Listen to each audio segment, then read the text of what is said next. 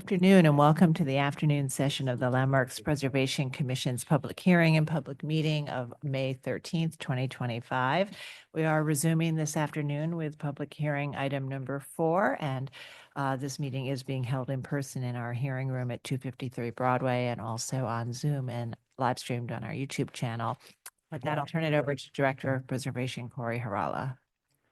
Thank you, Sarah. Start to this afternoon's public hearing department session with public hearing item number 1, LPC 25-09579, an application for a certificate of appropriateness in the Borough of Manhattan, Block 1408, Lot 57, 140 East 74th Street in the Upper East Side Historic District. This is an Italianate-style row house designed by John G. Prague and built in 1871 to 75. And the application is to construct a rooftop bulkhead and install railings. Good afternoon, Commissioners.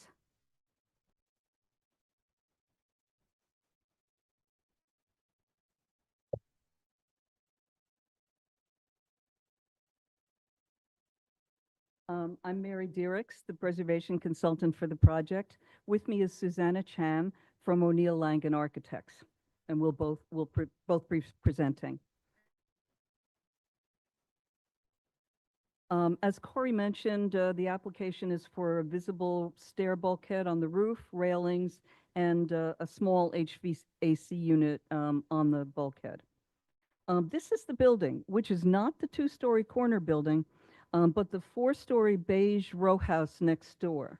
And this is a rendering of what we want to do. This building has been in the same family since the 1920s, 3 generations. They're not planning to sell. They've maintained the building well over the years. This is going to be a renovation for use as a single-family house. And representatives of the owners, Fred Green and Steve Jovi, are in the Zoom in case you want to speak to them. As Corey mentioned, 140 74th is an altered Italianate-style row house designed by John G. Prague and built in 1871 to 75. This is in 1940 and 1980. This is here at designation and today. Susanna Chan is going to present the design.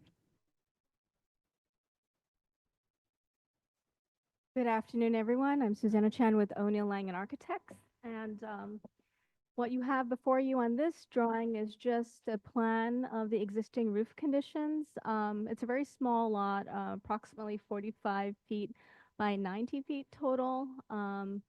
The existing area that you see where the hand is hovering is a roof access that is currently in place, and it is small, but just enough for a person to get on the roof for maintenance.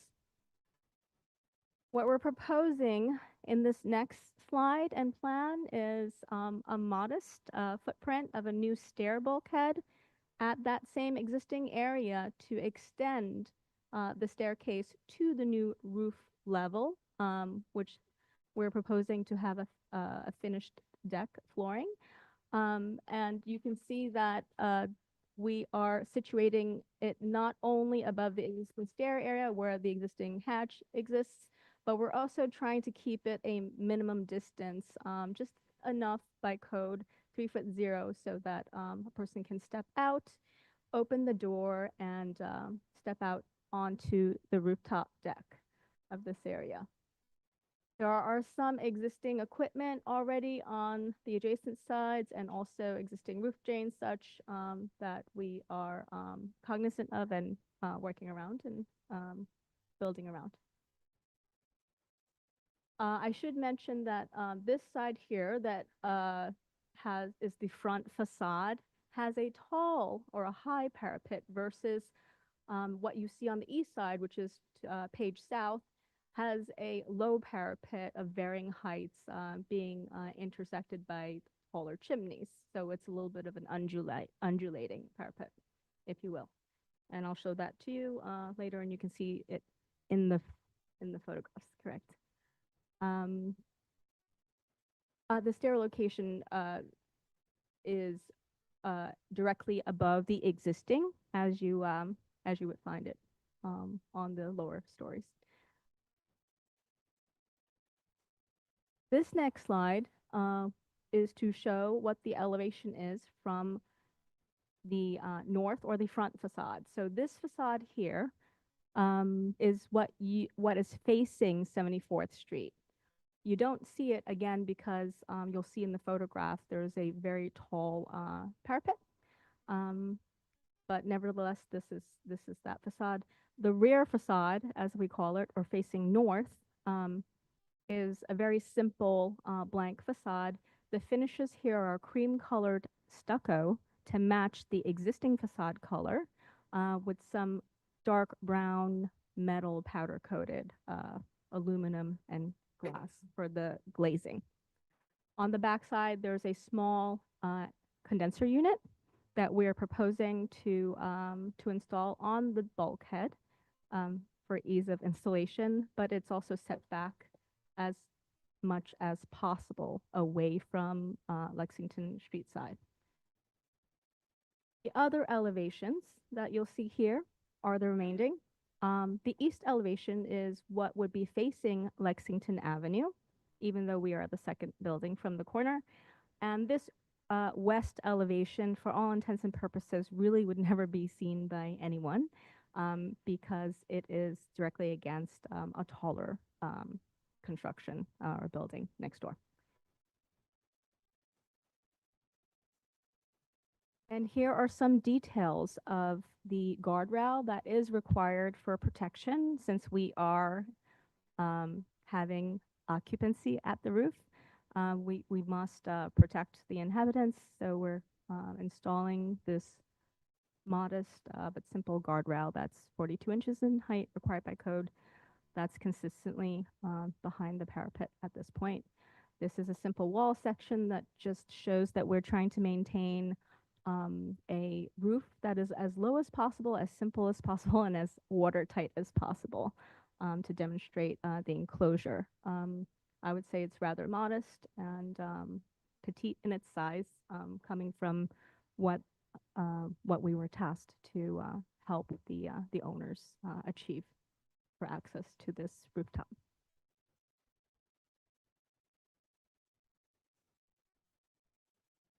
Thank you very much. Oh, Again, we did a mock-up, and that's it.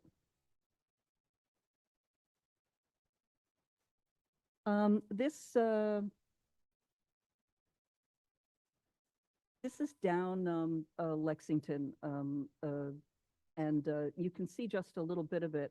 I will remind you that the photo on the left is what you can actually see, and the photo on the right is very, very blown up, and what you could see if you walk around with binoculars, which of course a lot of people do for bird watching.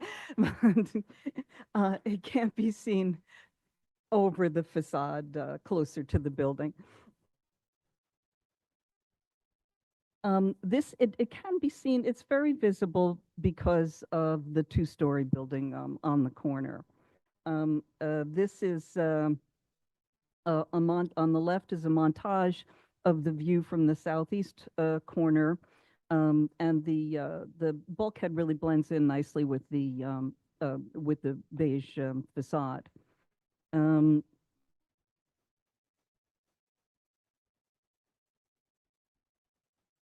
This is the visibility from the east. You really can see it from down the whole block, but this is more like the most kind of effect. There's a brick structure behind the mock-up. I think if we go one more, no, well, yeah. So this is from Lexington. This is the brick structure. Isn't it? Yeah. And this is, yeah, it's just a different angle. This is a bulkhead that was approved. It's for the building next door at 134 to 138 East 74th. That was a major renovation, and it was approved at Landmarks in 2023. And the findings said that although highly visible from the east, it will be seen in a complex roofscape against the backdrop of a much taller brick building. So our proposal, the 140 bulkhead, will also be seen as one of many rooftop utility structures and will be quite subordinate to the much larger bulkhead next door.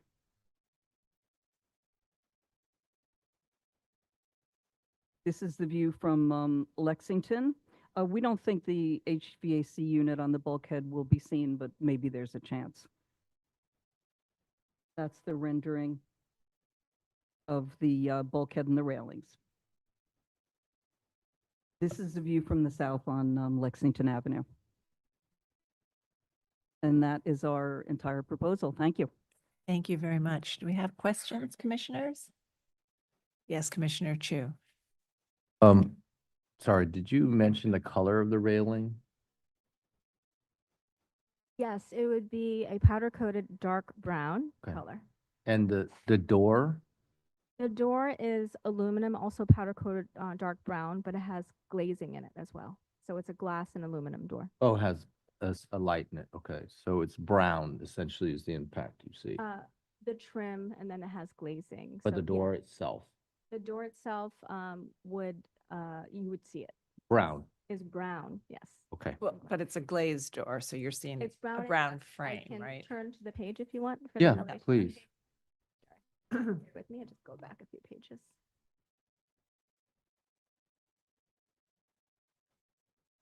There we are. So Oh, that it's would be all the- glass. Sorry, I didn't understand Oh, that. yes, it has Okay. a brown frame and You should draw the style and rail because it looks like the door handle's on glass. Okay, got it. Thank you. All right, any other questions? All right, we'll take testimony and we'll come back to you. Is there anyone in the room who would like to speak on this item? Noting that there isn't, I'll turn it over to Stephen Thompson to see if we have any remote participants. Anyone joining us via Zoom who would like to offer testimony, please use the raise hand function. Our first speaker will be Zainab Turan. I will be promoting you to panelist, after which we ask you to unmute yourself, state your name for the record, and you will have 3 minutes to speak.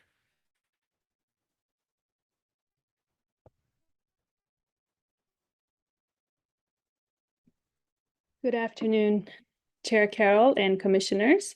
We find this application appropriate as the proposed alteration will have minimal visual impact on Lexington Avenue. We also consider the proposed location of the bulkhead, roof deck railings, and the material palette to be appropriate. And thank you for the clarification about the glass door. Thank you, Commissioners. Anyone else joining us via Zoom who would like to speak, please use the raise hand function.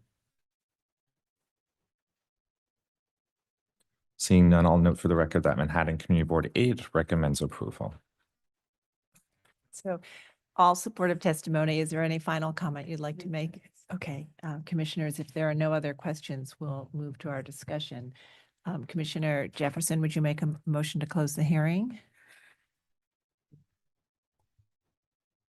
Thank you. Commissioner Goldblum, would you second that motion? Second. All in favor, say aye. Aye. Any opposed? Okay, the hearing is closed. And so we're looking at this bulkhead that has some visibility due to the building adjacent to it on the corner that's lower.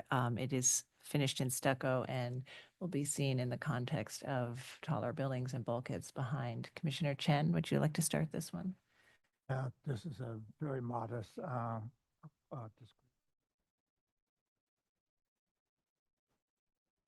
Vice Chair Bland? I'll wager once it's built, no one would ever notice that anything happened. Commissioner Chapin? Yeah, this is very minimal and we wouldn't even be able to see it except for the unusual circumstances. So it's very appropriate. I can approve it. Commissioner Lutfi? I'm in complete agreement. Right. Does Appropriate. everybody else agree? Okay. Yeah. Or have any other thoughts? Okay. Now, Commissioner Chen, would you make the motion? Thanks. in the matter of LPC 25-09579, 140 East 74th.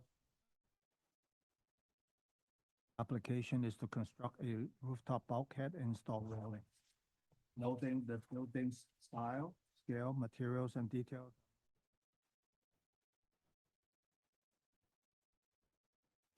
For Eastside Historic District, I recommend approval, finding that the proposed work will not damage or eliminate any significant architectural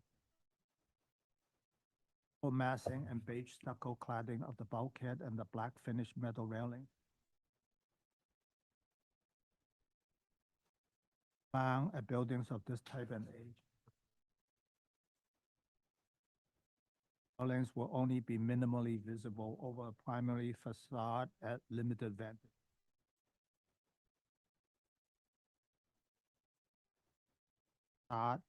In the context of a varied roof, prominent views from the east.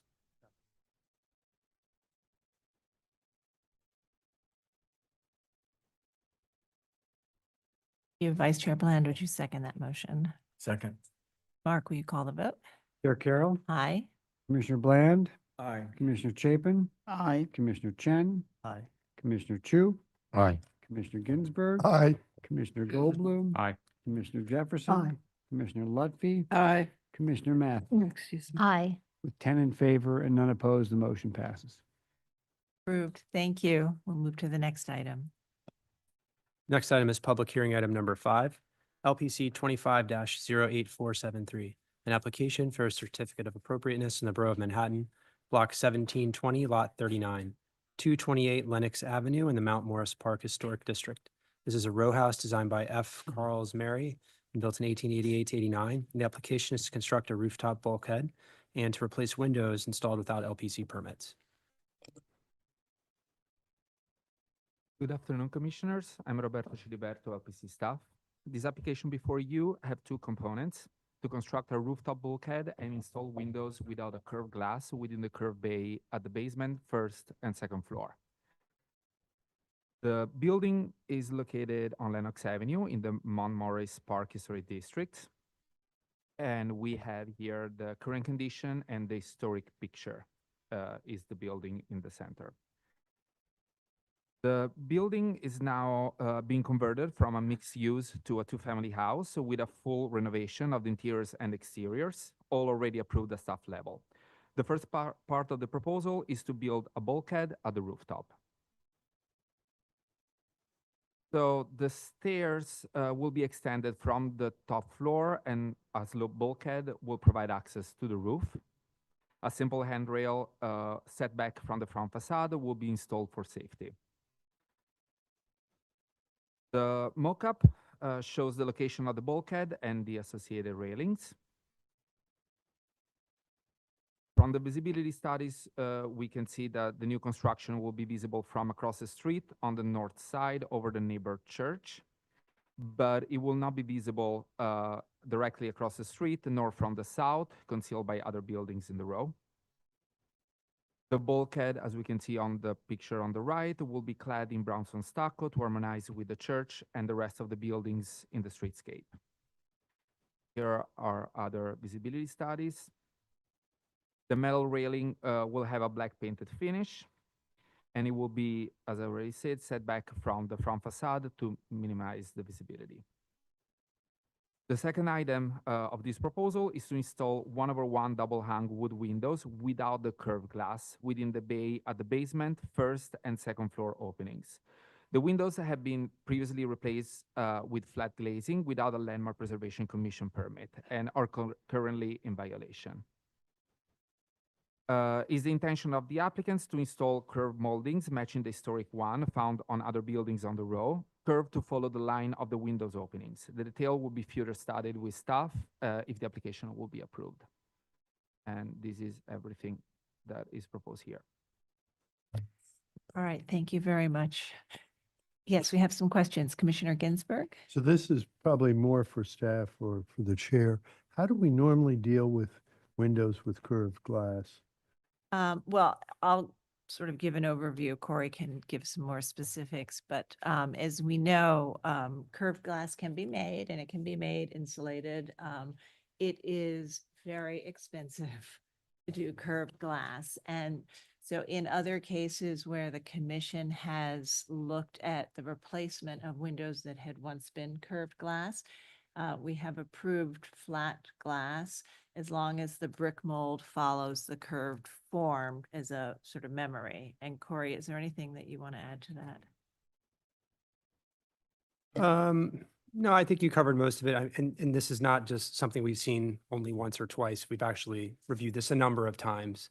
And as you pointed out, the commission has found middle ground, I'd say, in using the straight sashes with the curved in plan molds to kind of bridge the gap between the curved bay and the windows themselves. And also kind of looks sometimes at the curvature of the bay itself. Is it a flat one? Is it a very round one? Things like that. But ultimately, this has been approved a number of times. Yeah, size. Smaller, there's less. Yeah, exactly. Yes, Commissioner Lutfi. Particular instance, has that been done with the brick molds? Are they proposing, they are proposing to do They the are curve? proposing on doing so. Now they have replacement Oh. windows that were installed without permit, and they don't match either the material nor the brick mold request. They're going to replace those windows with new windows that have a curved frame and brick mold and a straight sash. Okay. Okay. Okay, yes, Commissioner Jefferson. Question about the plan details of the window. Drawing is this is drawing number 18. Okay. So I noticed that I can see in plan, I can see the glass wall, the curved one. Then there's another set of lines. What are those? What are those? You have a window and then you have another set of curved. Door one, what is? Those are the projection of the brick mold from above down. But that's why my note was that the detail will be further studied with staff in order to reflect the correct configuration. Those lines, the meaning of those lines. are Those what? lines are just the reflection of what will happen at the top of the opening. Yeah, which I The- think they're proposing, yeah. The brick mold above Were the originally. window. The dashed line from above. Soffit, yeah. Like, not soffit, but molding above. The frame above the curve. So there's a straight line, windows are straight. The windows will be straight, and this is the reflection of what is happening above. Okay. Good question. Follow the profile of the masonry exterior of the building and it makes it up. Yes, The outside is not visible. yes. Mm-hmm. Did you ever explore a single glazed curved window with a storm? The architect may answer this question. Good afternoon, members of the board. Arnold Montag, architect, and I have Russell Fetter, the owner of the building here to my left. We did explore, we know that they could be made, you know, curved glazing is just not a typical product. It's a specialty. What our greatest concern was that you're not probably getting enough impact for this risk, that we'd be dealing with a window that would be custom made, and we don't know if years later they'd be falling apart, and, you know, it's just better to go with a, you know, actual flat window and still keep the features of the curved brick mold. I don't believe that the average person walking down the street even notices the difference. You know, we're restoring everything to have minimum impact and just keep it aesthetically, you know, beautiful the way it was designed by the architect in 1898 or 1899. But I don't know if it would be worth having that bent glass, you know, what the benefits would be for such an incredible amount of money. It's not, you know, it's a two-family home. It's not like if this was a project that we were designing an entry to a museum or something, we could tell somebody, hey, you know, spend 15 times the amount on a window. All right, thank you. All right. Any other questions? It is an enormous difference in cost, but we're really concerned on the maintenance of I that guess- window down the road if it was to break. Well, I mean, And you with can a look at, tenant in look at it. the building next door, which seems to have rather old curved glass still remaining, so I don't think that the maintenance is necessarily going to be punishing, but I take it from your answer that you did not actually get a price on single glazing with a storm window. Oh, single glazing. versus Right. double. Right, because a lot of the cost is in getting a double glazed curved window, whereas since it's a landmark building, you wouldn't have to be responsible for energy code compliance, and you could get reasonable comfort with a simple storm window placed inside of a curved glass. Right. The only thing I could, you know, rebuttal on that would be probably, you know, what is it a distorted view? What would that be like with an interior storm? You know, that's, For the insulated. Right. Yeah, but Okay. I think even a single piece of glass that has to be curved is not nothing, yeah.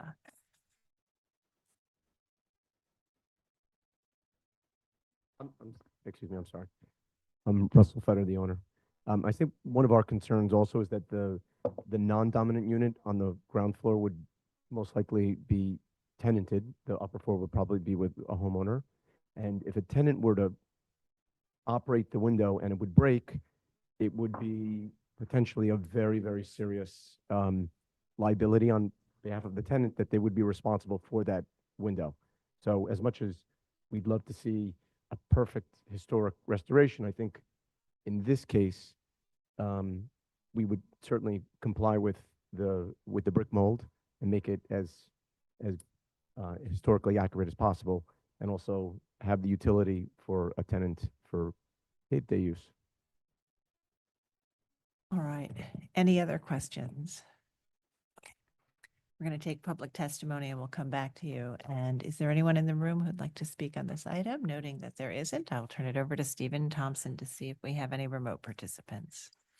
Anyone joining us via Zoom who would like to speak, please use the raise hand function, after which you'll be promoted to panelist. We ask you to unmute yourself, state your name for the record, and you will have 3 minutes to speak. The first speaker will be Claudette Brady.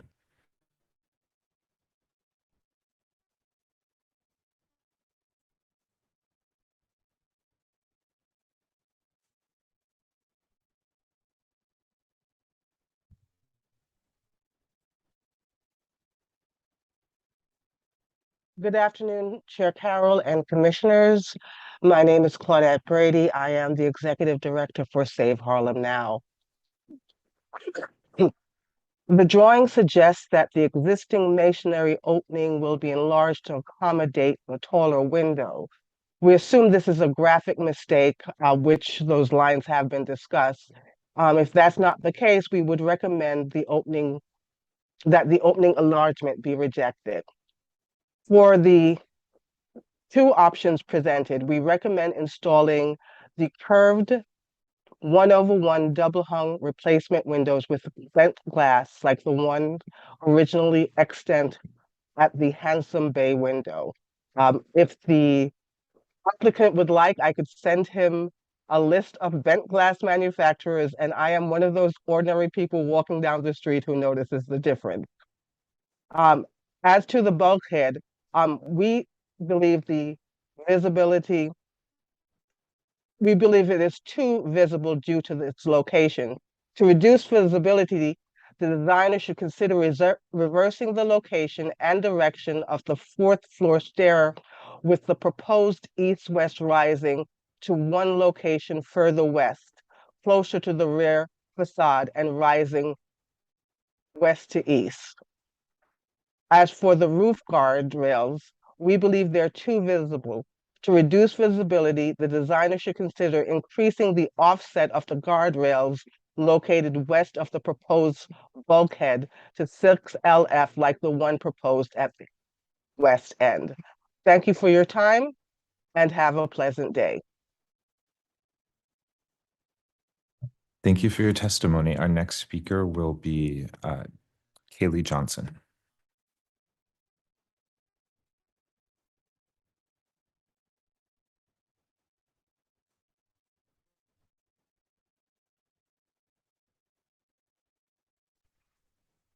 Hello, good afternoon. My name is Kaylee Johnson. I'll be speaking on behalf of the Historic Districts Council. HDC's Public Review Committee found this application to be unclear as to whether the applicant is requesting a legalization or replacement. Regardless, we find the flat glaze windows to be inappropriate and request that the applicant restore the windows to the bent glaze windows as depicted in the 1940s tax photo. Thank you. Our next speaker will be John Graham.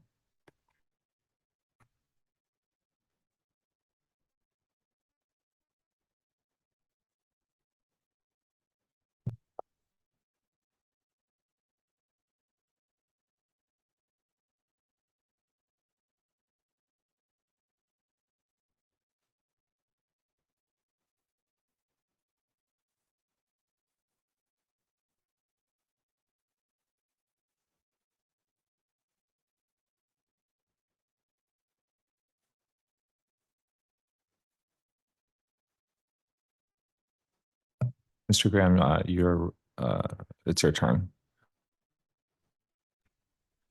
Yes, I know. I'm not sure why it always takes longer, maybe because I live in Brooklyn. Anyway, good afternoon, Commissioners. John Graham for the Victorian Society in New York. With apologies to the applicant, we are going to use some of our time to discuss increasingly common problems with presentations. These problems are reflected in 3 of the 7 applications heard today, including this one.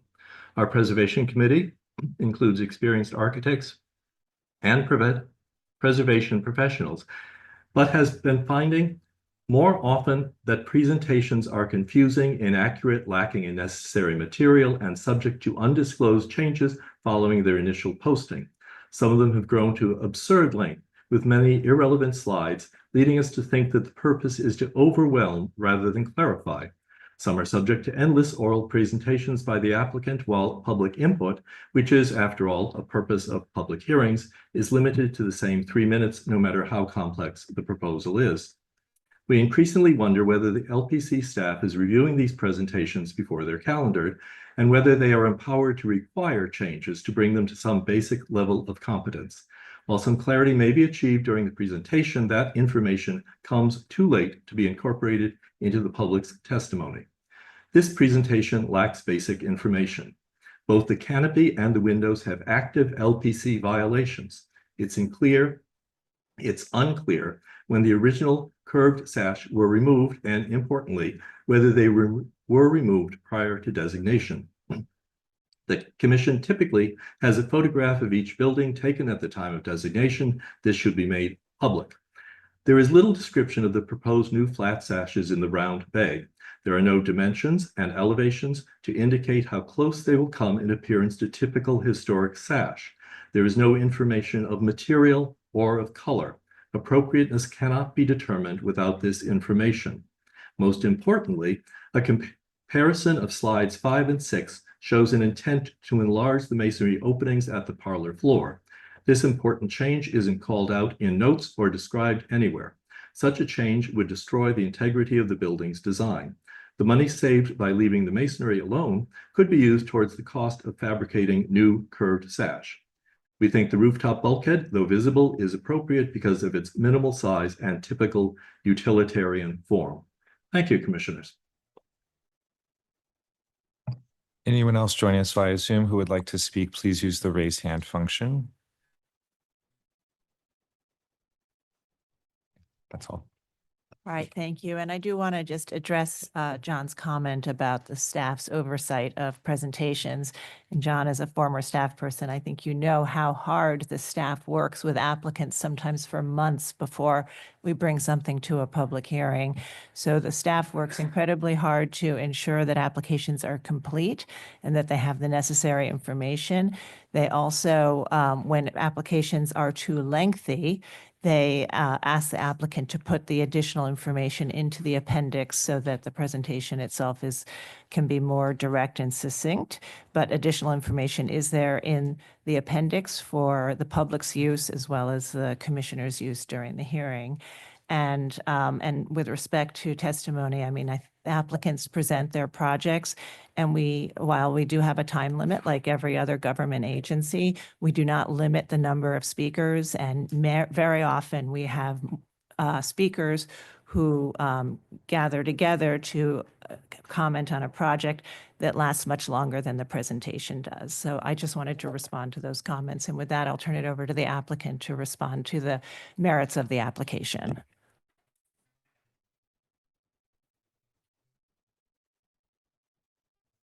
Yeah, very simply put, the masonry opening is not being enlarged.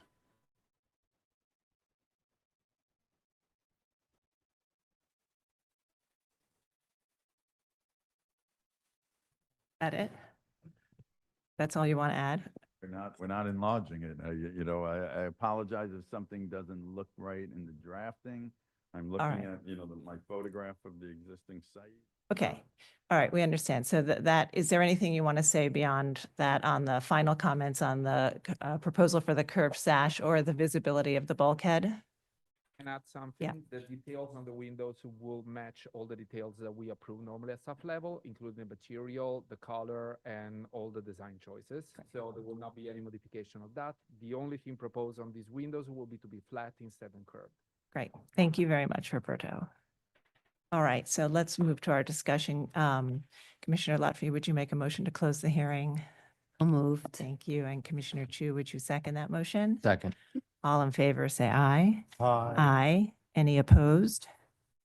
Okay, so we're going to begin our discussion. We have two components to this application. One is for a stair bulkhead that is visible over the side facade from long views because of the adjacent church, which leaves that sidewall exposed. It is limited to the slope and the height of and location of the stair.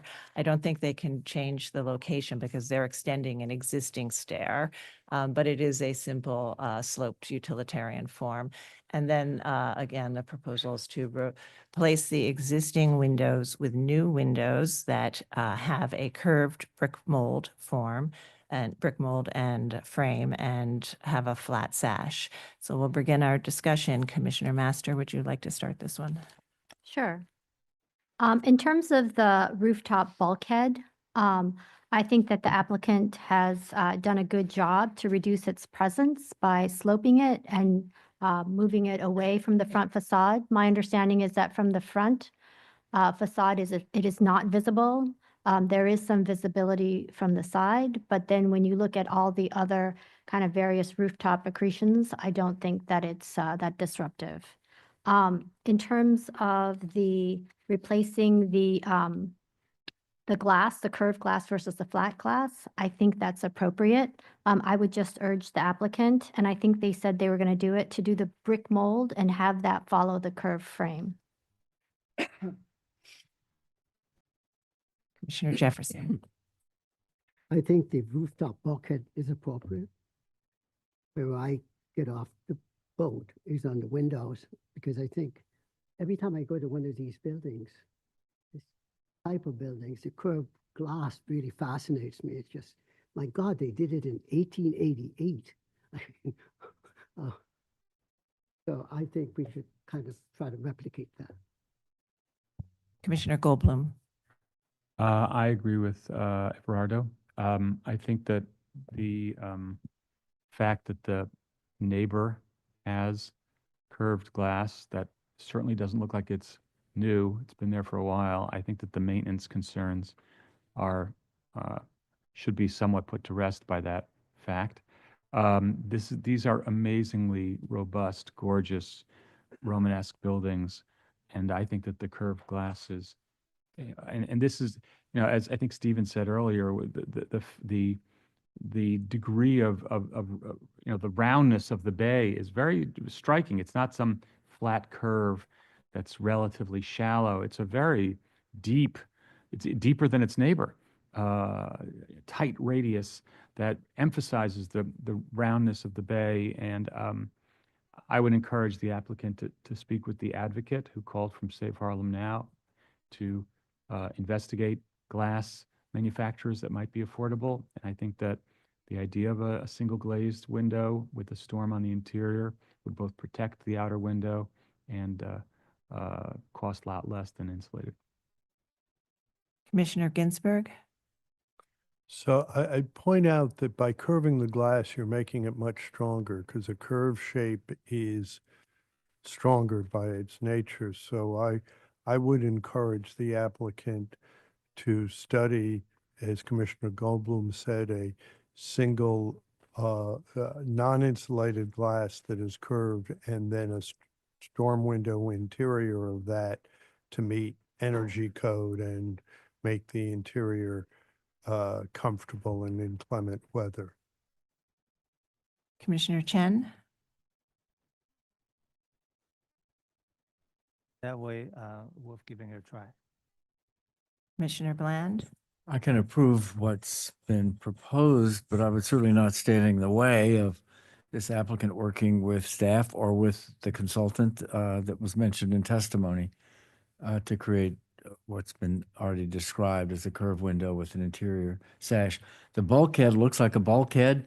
It's set way back. It feels like a bulkhead. There are lots of bulkheads visible all over the city. This is a good bulkhead. Commissioner Chapin? Yeah, I actually remember numerous occasions on which we have approved curved bulkheads over flat windows. But obviously, be very nice to be able to have the curved windows if that's feasible. It sounds like we have that's the majority opinion at this point.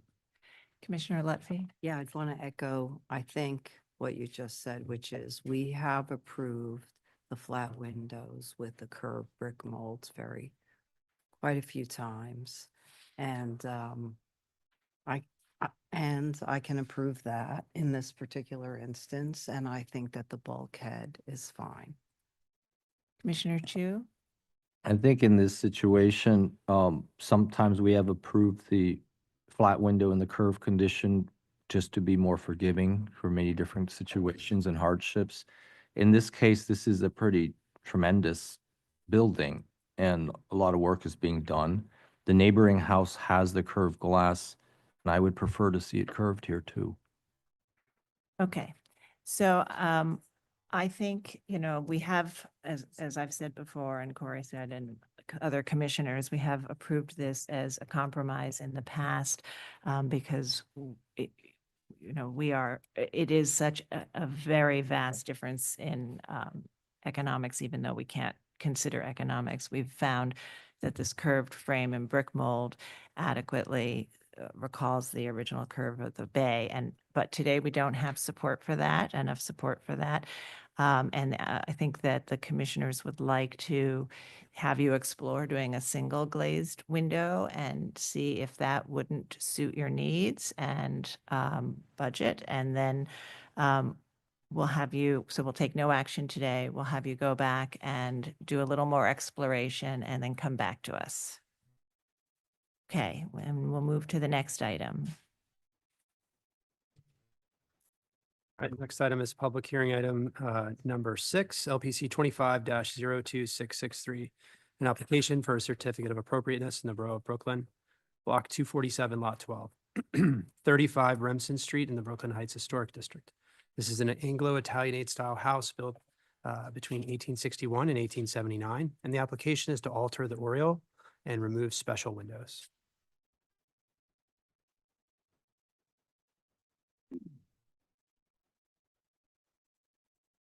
Hello, commissioners. Can you hear me okay? It's working. Hello. All right, I'm gonna just be really close. Okay, Brendan Coburn, architect for this application. This is a project to modify an oriel window on the back of 35 Remsen Street. There's a little bit of a circuitous story to this, but I'm going to just get to the photos, but this is the location. There is no visibility of this oriel window on this block. This is also not an original oriel window. You'll see that we have two Sanborn maps here, one from 1887 and one from 1904. So the oriel as it currently sort of exists is from 1904. You'll see in the 1887 map that there's two round things. I don't know if those were oriels or Juliet balconies or what, but the facade itself shows evidence of a lot of manipulation over the years of this two-story rear elevation. So this is just some context photos showing that there is no visibility. More of that. Okay, so this shows the crux of the issue. So this is the oriel window. It has been reclad and it has been given new double hung windows. There, I will be showing you pictures of the windows that were in it previously, which were an architectural leaded glass window with opaque glass in it. And then the siding on this oriel window was this sort of Sea Ranch style approach to siding, which is nice in Sea Ranch, but not so great here. So the siding had been put on some point, and then the owner of this project re-sided it, and and then put in these windows, and then got in trouble for that, and has all the windows, and was offering to put them back, but in the process sold the property to a client who wants to keep the clear double hung windows because this is their kitchen. So originally, I think this probably would have been a back parlor or a sitting room. There is a tall apartment building behind it, so one can imagine that the opaque glass was to shield the view of that sort of darker garden. But how these rear yards get used now is different than what it was. So this is now the family's kitchen, so they want to see the garden. So they asked that it be kept. And so what we're proposing is a sort of, so these are the windows, and they're all stored on site in rigid insulation, available for some future use in some location. But you can see that they were previously stacked as this is two separate sashes, same size as what's there. So on the left is the existing altered condition, so with the restored Sea Ranch siding and the double hung windows. And what we're proposing to do to sort of partially rectify the situation and create an appropriate looking oriel window for the period of this house is to basically redo the architectural detailing on the oriel window itself. And so this is you can see this sort of simple wood 5-sided, half round oriel. And then these are some details. We're proposing to do it in wood. You can just see that we have a frieze and a fascia and a post and a base, and it's all pretty straightforward. I think appropriate to the period oriel window with double hung windows, and the double hung windows are wood double hung windows. I'll just go back. Okay. All right, thank you. Do we have any questions on this one? Yes, Commissioner Ginsburg. So is there a violation for the Sea Ranch siding and the removal of the windows, or was that not, has there been no, I'm just trying to understand. Yeah, Corey, I think can answer. Yeah, there is a violation for that. I think the applicant's actively trying to correct that with what's being proposed here. And there was a temporary permit for the removal of those windows, which I think are still retained, but the request is to not put them back. But so the violation is only right now for the recladding of the oriel. And was there any documentation of what the oriel window looked like before the Sea Ranch adventure? No, not that I found. Thank you. Right, other questions? All right, we'll move to public testimony. Yeah. Just what the Sea Ranch, that siding, there was worn out, same exact version of it on. So the builder replaced the vertical siding. So whenever that happened, I don't know. Do we know if that happened before it became a landmark district, or we don't know? I would guess no. Okay. It's been there since the. Thank you. Sea Ranch was 1967.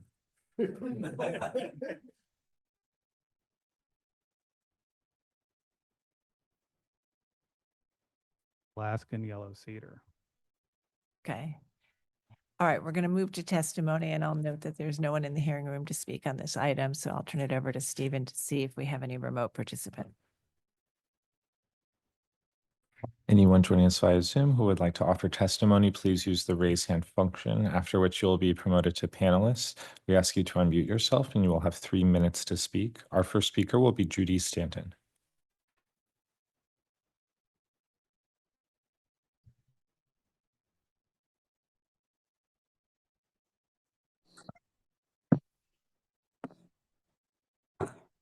Judy Stanton, speaking for the Brooklyn Heights Association. We support recladding the Oriole and its proposed design. We think approval for the special windows removal should be conditioned on some mechanism to ensure that the windows remain available for a future owner to reinstall should they choose to do so.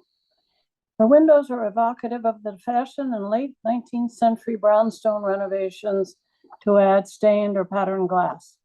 You see these kinds of special windows on the fronts or rears of several houses on this block of Remsen Street alone.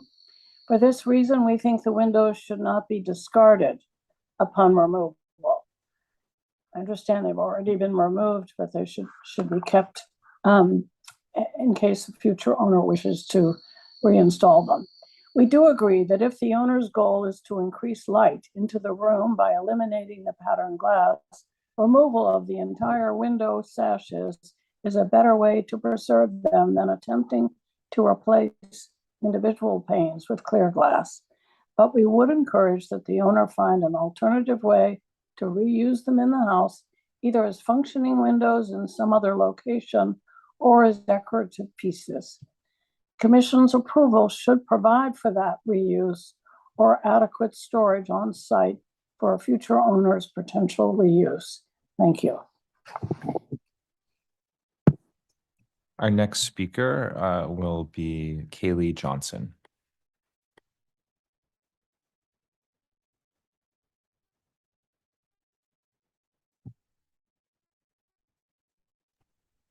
Good afternoon. My name is Kaylee Johnson. I'll be speaking on behalf of the Historic Districts Council. Brendan Coburn is a member of HDC's Public Review Committee. He presented this item to the committee but was recused from the discussion. HDC finds the recladding of the Oriole to be appropriate. However, we implore the applicant to find a configuration where the special historic windows can exist on the building again. Ideally, the historic windows would replace the current double hung windows, but there are many options to explore, such as fixing them to the upper window sash. Thank you. Our next speaker will be John Graham.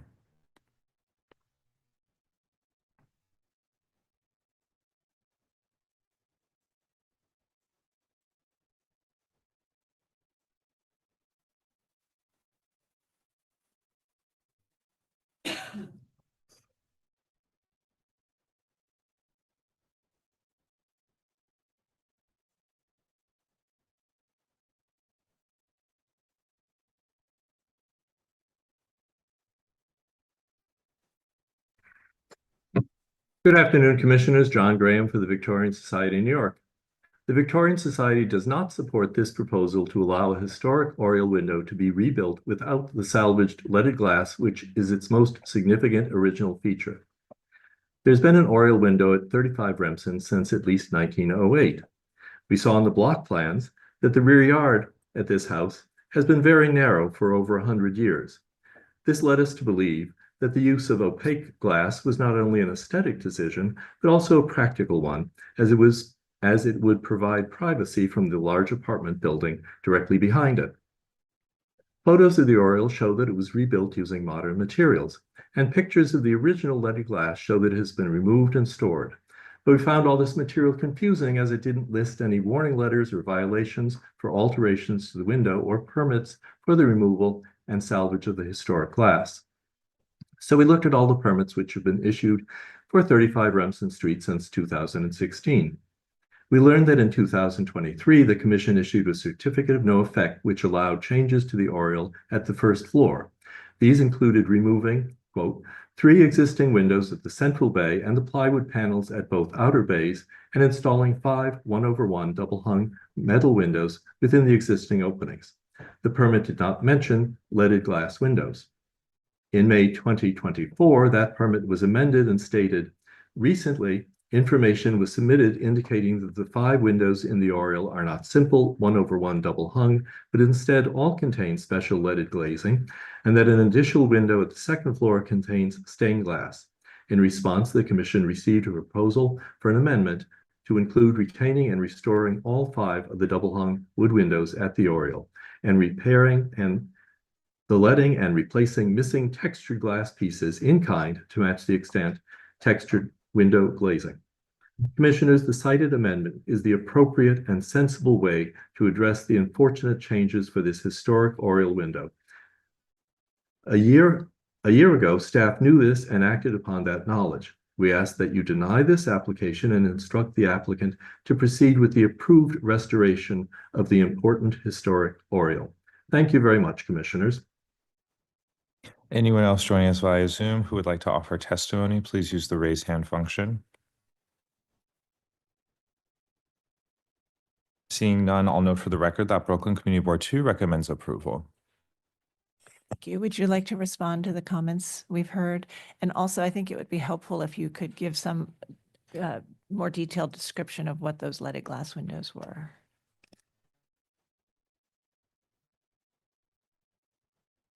Okay.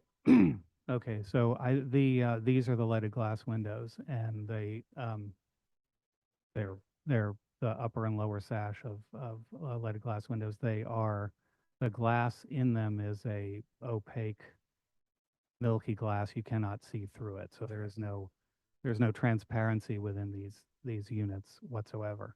I would say I think that the sequence of events that led us here is unfortunate, but that this is not an unusual request. Like normally one would be able to get a certificate of appropriateness if one followed the normal procedure as a matter of course, because this is not an original oriel and because the use for it has changed. So I think that, and in this case, we have a client who just simply doesn't want to not be able to get the light and not be able to see their backyard. So I think that this is a design solution that improves the overall appearance of the oriel window itself, improves the architecture of the oriel window itself, and I believe it looks like what one might expect an oriel that also needs to let in light and have views of the garden would look like. I think the preservation of the glass is shown here. This is in the cellar of the property at 35 Remsen. It leaves these windows available for anyone to use at some later date. And Brendan, I'm sorry if I missed this. Does this glass exist elsewhere in the row, or is it not part of a row? It does not. I don't see it anywhere else in the row. There is a second floor stained glass window that's still there. That hasn't changed. Yeah, Vice Chair, did you have a question? No. No. So- Okay, Commissioner Goldblum. So a comment came up in the testimony about you maybe doing the upper light. What height would the upper light be at? The lower the meeting rail? Would that be a compromise position that the clients could accept? I don't think they want that at all. We did talk about as a sort of fallback position that one could design these so that there was a decorative glass element or reused element up top, but the sort of proportions of it were nobody cared for that. So. Okay, thanks. Any other final questions? All right, so we'll move to our discussion. Commissioner Master, would you make a motion to close the hearing? So moved. Thank you. Commissioner Jefferson, would you second that motion? Second. All in favor, say aye. Aye. Any opposed? Okay, so the hearing is closed and we're looking at the recladding of the bay to match what was there at the time of designation, or not to match what was there at designation. They're going to do that at staff level. Got it. Okay, so that's going to be restoring the cladding at staff level. So the proposal for us is just the removal of the leaded glass windows with the new 1/1 double hung windows. And I think the applicant stated that he believes the leaded glass windows are not original to the building and they're not seen elsewhere in the row. The building itself has a stained glass window elsewhere. Vice Chair Bland, would you like to start this one? Well, I live right around the corner. This is truly invisible from the public way. And I've noticed the ongoing construction of this renovation. I had no idea about this Sea Ranch episode in the back. I love Sea Ranch, by the way, but I agree with Brendan that maybe on the back of a brownstone in Brooklyn is probably not appropriate. But apparently we're not even reviewing that. Is that right? That's right. That's We're going to be. not- Okay. Yeah. It's amazing the things that we don't get to review that we should review. Anyway, so we're just reviewing the fact that the stained glass is gone? Yes. Okay, it's gone.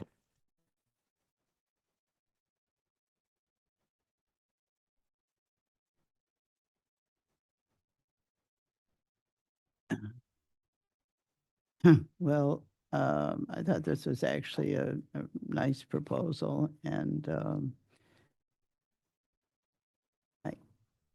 I mean, it's obviously not an individual landmark. Often we don't require the retention of a feature like this when there's no row and no, indication of other windows.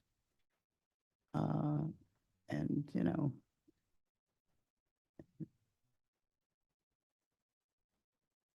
the testimony suggests that it was like, had been there forever.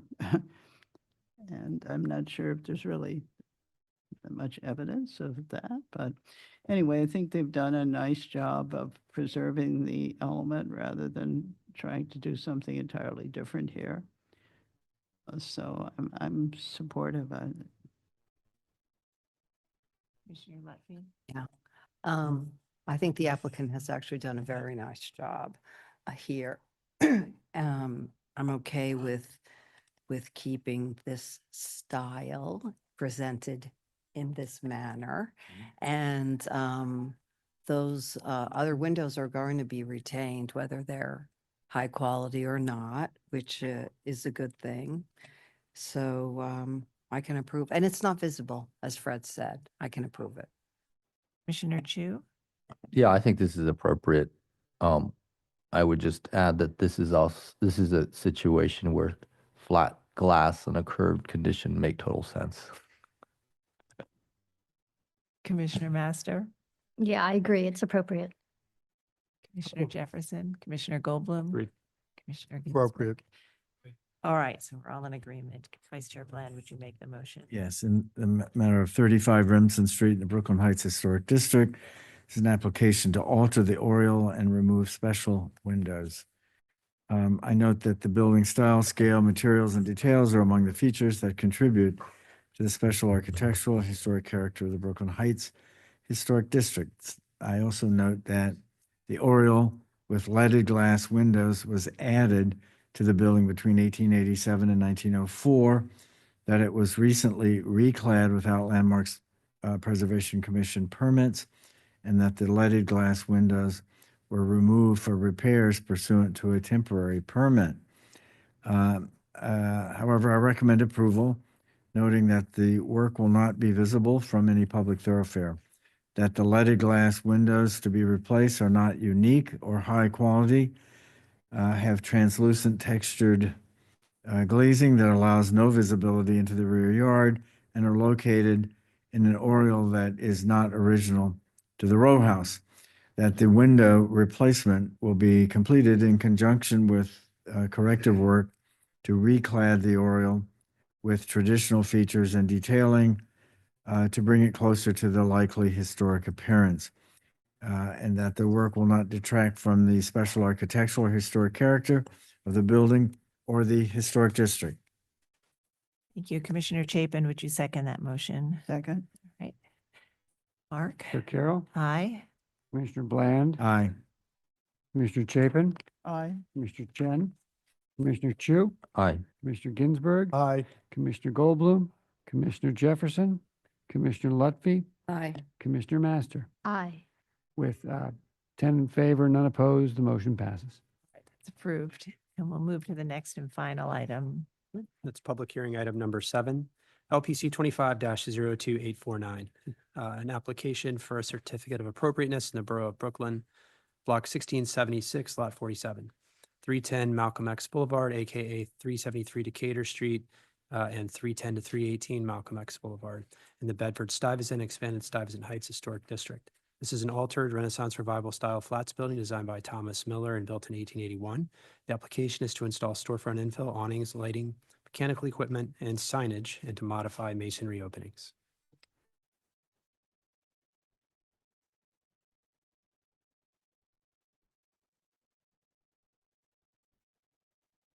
My name is Eva Lansbury. I'm the architectural consultant. Very close. Okay. Yeah, I'm the architectural consultant for Shea Oscar. Yes, I'm Charlotta Jensen. I own Shea Oscar, a restaurant and stable of Brooklyn since 26 years, proudly. And I'm also an artist and a painter. So I'm a little bit of everything on this project and the builder of the steel structures. We're breaking this presentation into 4 parts, which will be our 3 parts. Actually, the existing awning, the awning that we have proposal, the awning proposal that we have, and the mural that we are proposal, and a touching base on our window replacement that has been previously viewed and approved by Landmarks. So in 1940, we had a 2-story storefront as well as a bulkhead, and it seems like it disappeared around in the 80s. Vibrant neighborhood, and it was constructed as the original building was constructed as a office upstairs and a paint store and candy store on the ground floor. And this is a view from the street of the existing conditions, like down the street as to our previous conditions we have. Conditions of 2016, after we purchased the building, this is what we have been able to renovate just to get the restaurant started. So most of our expenses went into getting the restaurant up and going. So, and this is a mural that we have over the kitchen as part of our presentation a little bit. Was at the old Oscar location where we were for 18 years and until we got kicked out by our landlord, and like many other restaurants. And now it is basically our kitchen is behind us, behind those windows, and the guys prefer privacy as much as I said, hey, everyone could see you. They were like, no, we don't want that. And they also curse like sailors. I must say that. So this was the prior situation that it was in that we found it at, and what. This is the previous conditions before we purchased the building. You could see that there is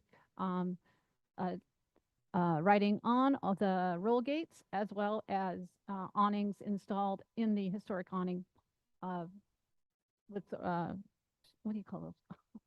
Existing awning over the roll gates on the historic parapet or cornice that we have. This is the awning proposal, and what we would like to make. Let's see, where are we? Say what we are proposing to get it.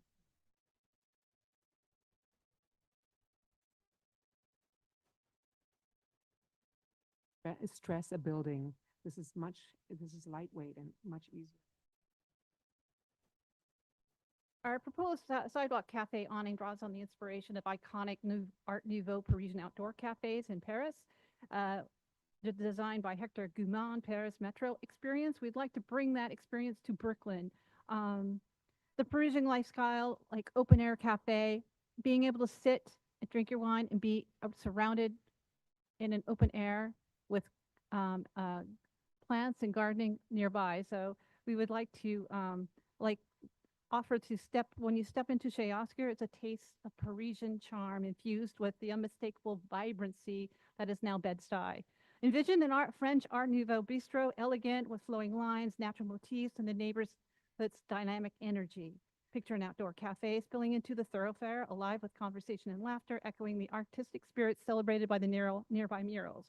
Shea Oscar aims to be a unique destination, or a place where ornate details of Art Nouveau create a stylish backdrop experience for local Bed-Stuy flavor. The space honors the building's history, the neighborhood's contemporary pulse, and offers distinctive and inviting atmosphere for a lively edge of this historic district for Bed-Stuyvesant Heights. I also think that we are one of the first restaurants under the new laws trying to get outdoor dining and get this juggling everything, and it's been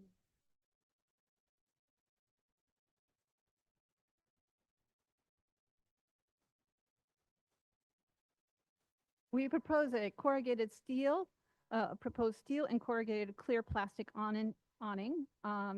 It's kind of like a kit of parts. It's very malleable. It's transformative.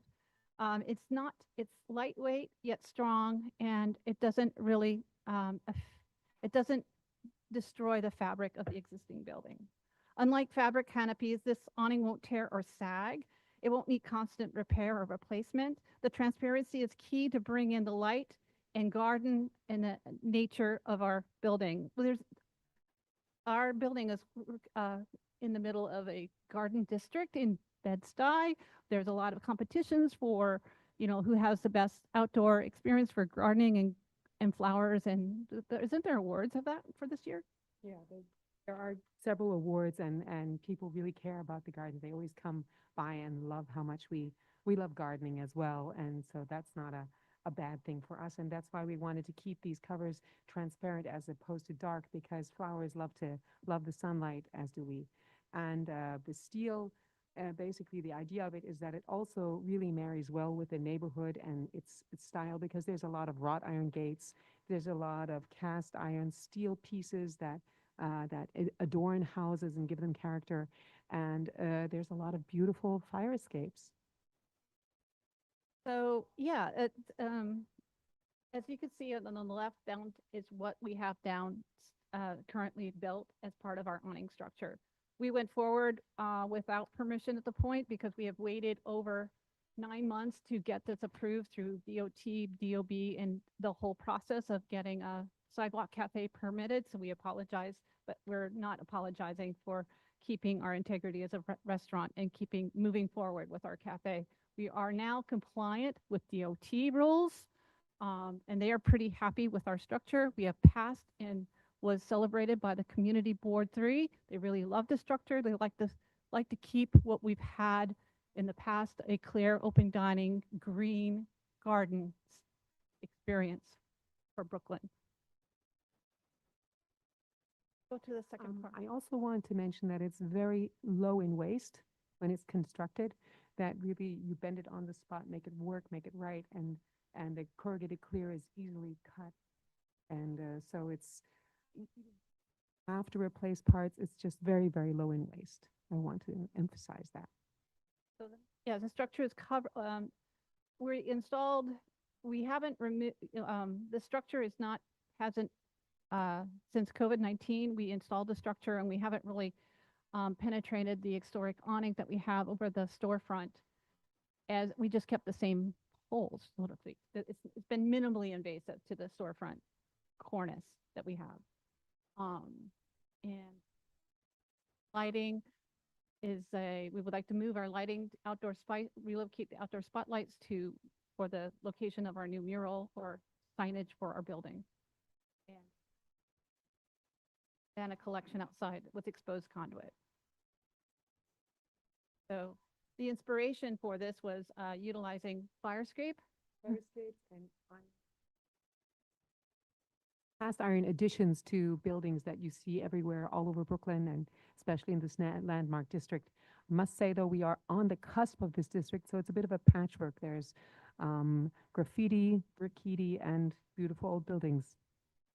So we were inspired by, this is what we mean by Art Nouveau. You can see a community built, this is in a city center, and it's a community building.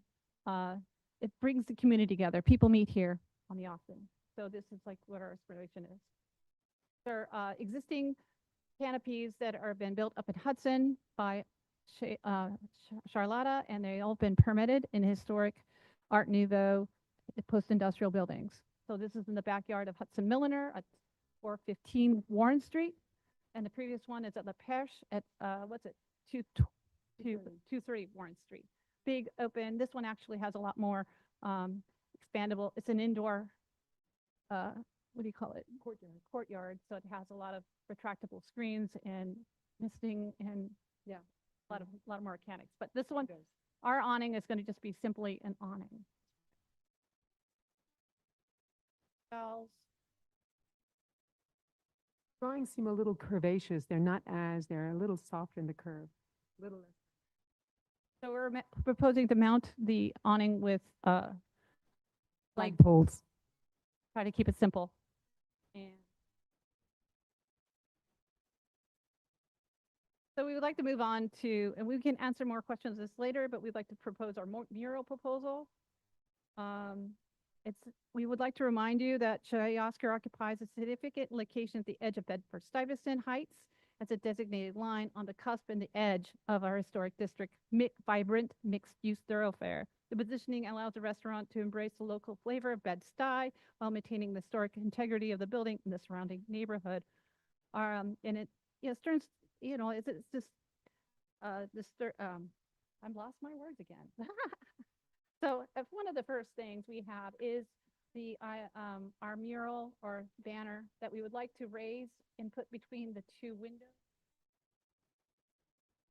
Might be cut down a little bit to fit better. And we would like to also note that in the 1940 tax photo, this building is like roughly a window and a half. The Salem advertisement and the Winston advertisement in 1940 were roughly the same size. This is about the same size as that. We would like to change the iconography to Josephine Baker, who is a French. Josephine Baker, she's in a champagne glass. We actually painted it together. And she is not only icon, she fought in the French resistance and smuggled messages back and forth between the occupied France and rebelling France. And she's also an African-American icon. So we just thought she'd be the best marriage for our identity. Would like to propose, this is the enlarged photo of Josephine Baker and the Bristol Bar. Enhances the building and gives it a little bit more iconographic place to be. The second part of is our jazz mural, which is an original painting from the former Shea Oscar. And we would use that behind the kitchen, behind glass, not a part of the structure, but is to protect our kitchen and give it some diffuse lighting inside. And the second, these are examples in the neighborhood. These are not in landmarked areas, but it's also part of Keystone Brooklyn in Bed-Stuy. This is the Havana Outpost at 7057 Brooklyn Avenue with a huge painting of Biggie Smalls. I thought he was great. Yeah. And this is the former location. And these are also locations of other murals within walking distance of our building. Former Oscar mural. Yes. This is about 3 or 4 blocks away from us is Brooklyn Walls, which is a graffiti street, which they invite street artists from all over the world to have competitions. And down below is a Malcolm X mural on a building within a block from us. This, When Women Pursue Justice, is also on 498 Green Street, which I believe is about 5 blocks away. Or extra historic photos of the neighborhood nearby. And we wanted to touch on replacing the windows back to the 2-story storefront that we had previously.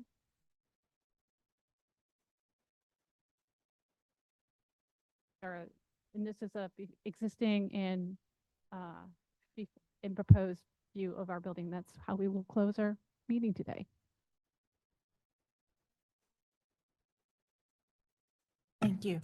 All right, commissioners, do we have any questions? Yes, Commissioner Goldblum. So the artwork is on canvas and then attached to the wall. Is that how it works? Yes. So you're not painting the bricks, but you're not, and are you going to take the one that you already have and just move it up? Is that the idea? Yes. Okay. So it's not a new thing. It's an old thing that you're moving. And you guys own the building? Yes. All right. So, and does it comply with zoning and other regulations? Asked. So far, our architect of record has not found anything. Make it not legal. That is not. There's no zoning. That's not outside of zoning. There's no. There's no sign regulation in terms of size and placement and that kind of thing? Our two ideal for a mural or designed for a mural that was kind of more close to what our old mural was. But we realized times had changed, and that's why we wanted to do this, go down this route. And but we had an okay for the mural in the prior by the Landmarks Commission. But I'm not asking about landmarks. I was just asking about the building department. In the end, that's on you, but that's all. Thank you. But just to follow up on Commissioner Goldblum's question about the attachment, I see that it's to be glued on. Can you speak a little bit about what the glue is and what its effect may be on the brick? Probably, it will not affect the brick, but if you want to remove the mural, you would probably destroy the mural, but not the brick at all.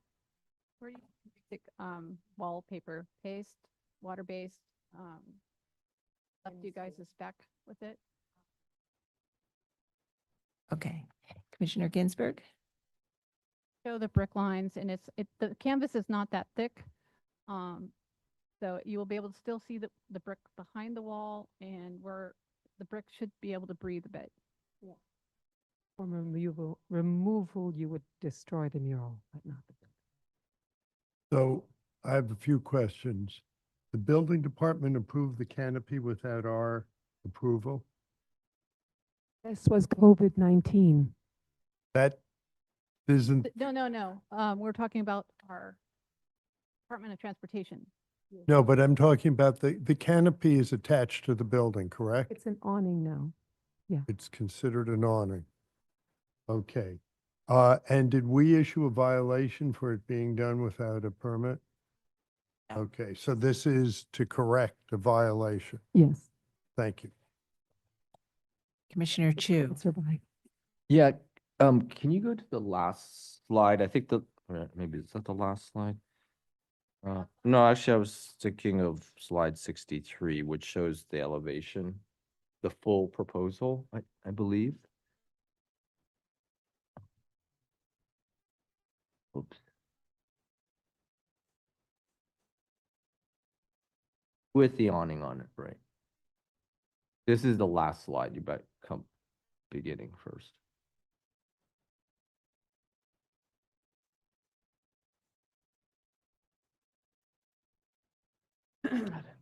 Oh, there.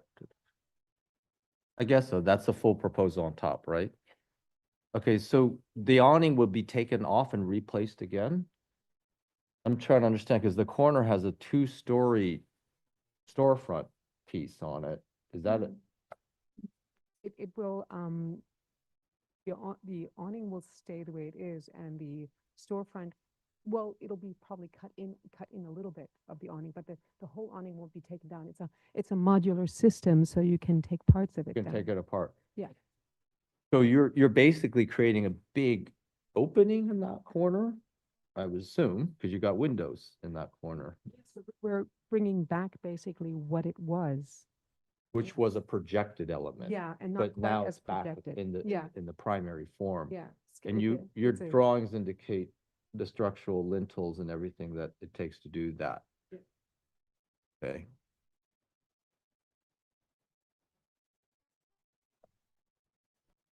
Well, they have to go, it has to get approved by DOT. It as has well. to It go has to be, the so, Department of yeah. Buildings, and there will likely be more structural Yeah, details there'll be. required. Okay, other questions? All right, we're going to move to public testimony, and we'll come back to you. And I'll note that there is no one in the hearing room to speak on this item now, so we'll turn it over to Stephen Thompson to see if we have any remote participants. Anyone joining us via Zoom who would like to offer testimony, please use the raise hand function, after which you'll be promoted to panelists. We ask you to unmute yourself, state your name for the record, and you will have 3 minutes to speak. Our first speaker will be Kaylee Johnson.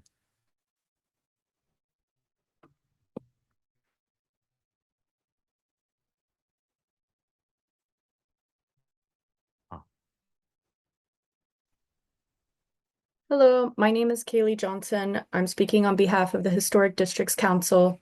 HDC's Public Review Committee found this voluminous proposal somewhat unclear. It was difficult for us to discern existing versus proposed conditions, but ultimately we found the majority of this proposal to be appropriate. We are excited to see the installation of the storefront infill. However, we find the material of the canopy to be inappropriate. We would like to see the applicant consider options other than the corrugated polycarbonate and recommend glass as an alternative. Thank you. Our next speaker will be John Graham.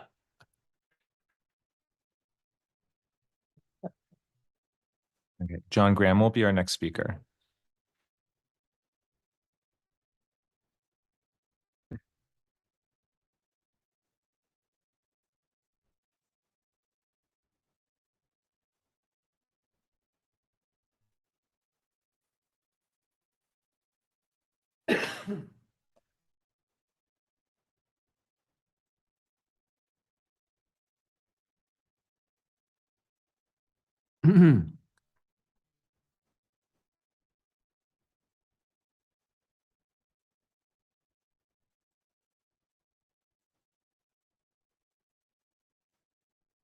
John, you can take it away.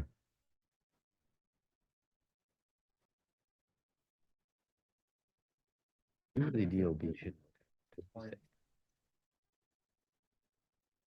afternoon, Commissioners. John Graham for the Victorian Society in New York.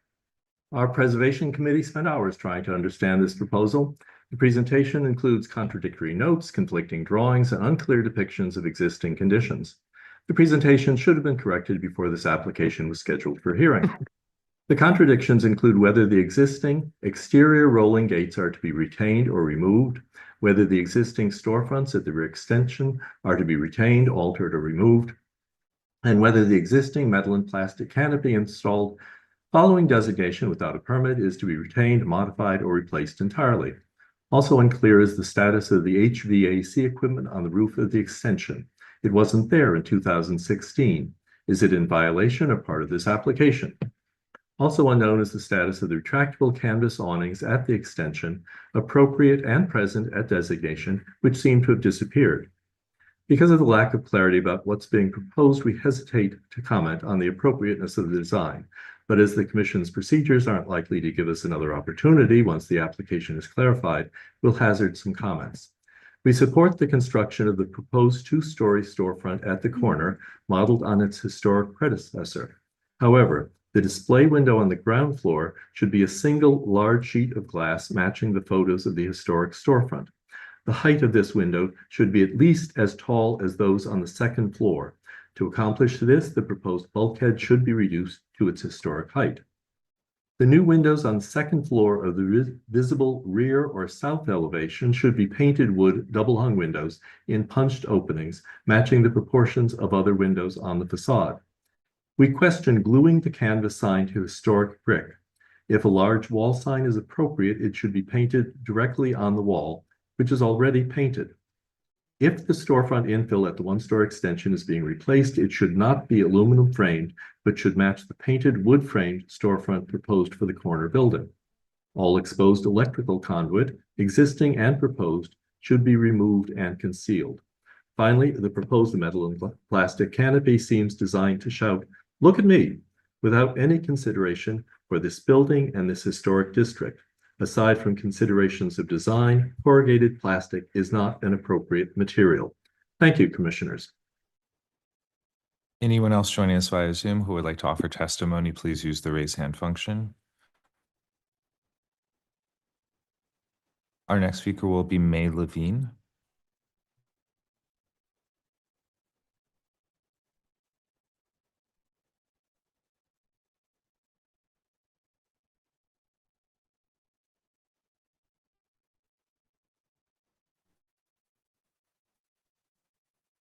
Good afternoon, everyone. My name is May Levine. I'm a former employee and manager at Shea Oscar, and I've had the wonderful experience of being a server and a manager from 2012 to 2018. In the time that I was working there, I witnessed the restaurant's peak and its relocation to Bedford-Stuyvesant.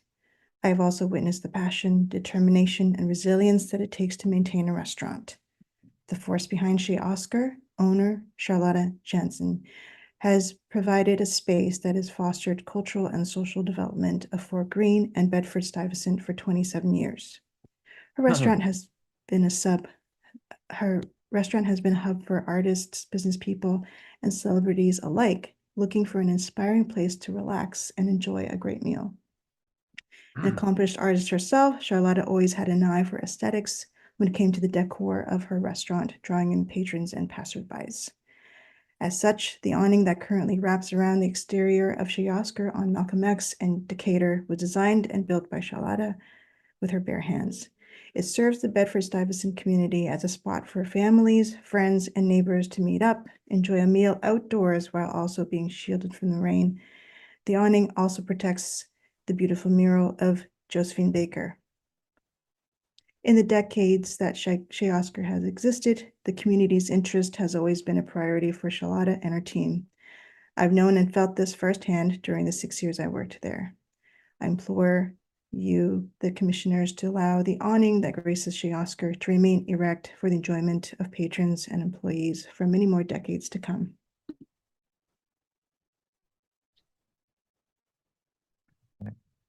Thank you for your testimony. Our next speaker will be Evelyn Collier.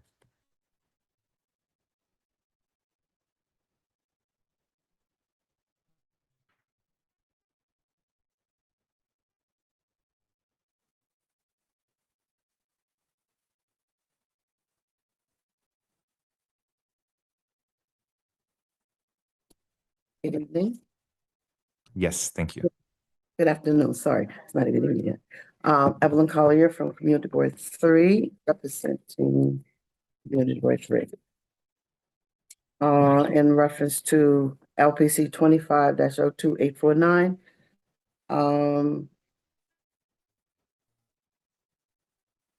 I'll just read the committee observation. Okay. The scope of work for the proposed renovation includes the following: replacement and restoration of existing windows and doors to conform with LPC guidelines with respect to wood material and color, altering the north elevation to combine existing window opening into one larger opening with a new steel lintel, altering to the south and east elevation configuration to recall the 1940 storefront tax photo, restoring an existing metal awning over the restaurant perimeter. A sample of the black metal framing was presented, installing a painted wall mural on the east elevation. The committee comments the proposed design for the alteration to south, east, and north elevation, restoration of the existing cafe awning, and the painted mural alteration are contextual and aesthetically fit with historical character of the district. Therefore, Community Board 3 supports the issuance of a certificate of appropriateness for the proposed alteration for 310 Malcolm X, aka 373 Decatur Street. Thank you. Thank you. Anyone else joining us via Zoom who would like to speak, please use the raise hand function.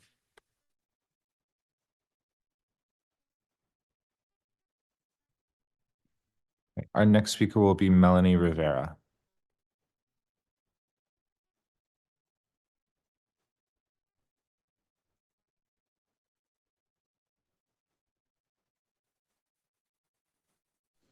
Can you hear me? Yes. Okay, my name is Melanie from SWA Architecture. We are currently assisting Eva and Charlotta with the DOB applications. I do want to let you guys know we have a structure application and an awning application pre-filed, but we cannot submit until we obtain LPC approval. Thank you. Anyone else joining us via Zoom who would like to speak, please use the raise hand function. That's all. All right, thank you. So we've heard some supportive testimony and we've heard some other comments about various aspects, particularly the canopy. Would you like to respond to any of those comments? Go ahead. Statement to change it to glass would require a lot heavier and more destruction to the original structure than it would require. This is a very lightweight system and corrugated plastic seems to be appropriate. Look like plastic, and because of its curvature, it really is a lot more reminiscent of the Art Nouveau structure. By the sounds of it, it sounds terrible. Corrugated plastic. Look and you come, and if you ever could grace us with your presence, you would see that it doesn't feel that way in any way whatsoever. And having these clear awnings makes it so much more fun to flowers underneath. And we are really a garden district. Everyone's a gardener. Everyone talks about their garden. Everyone talks about what they're planting, what they're growing, what they're harvesting. It's really a distinctive element of our neighborhood. And we distinctly designed this not to be cheap, but to be integral and to integrate, to interweave with this aesthetic and these ideas.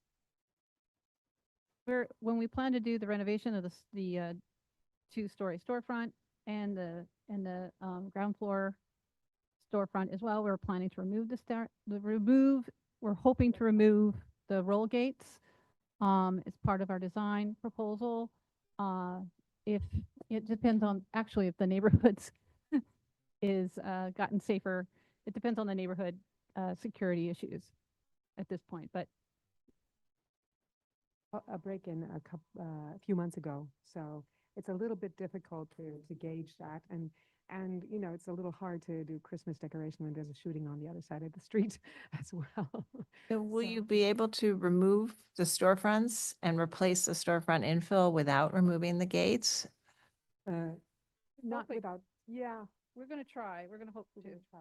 Okay, because I think if you think you need security, now is the time to design it into the new storefront infill so that, Hoping to have a positive outcome for them.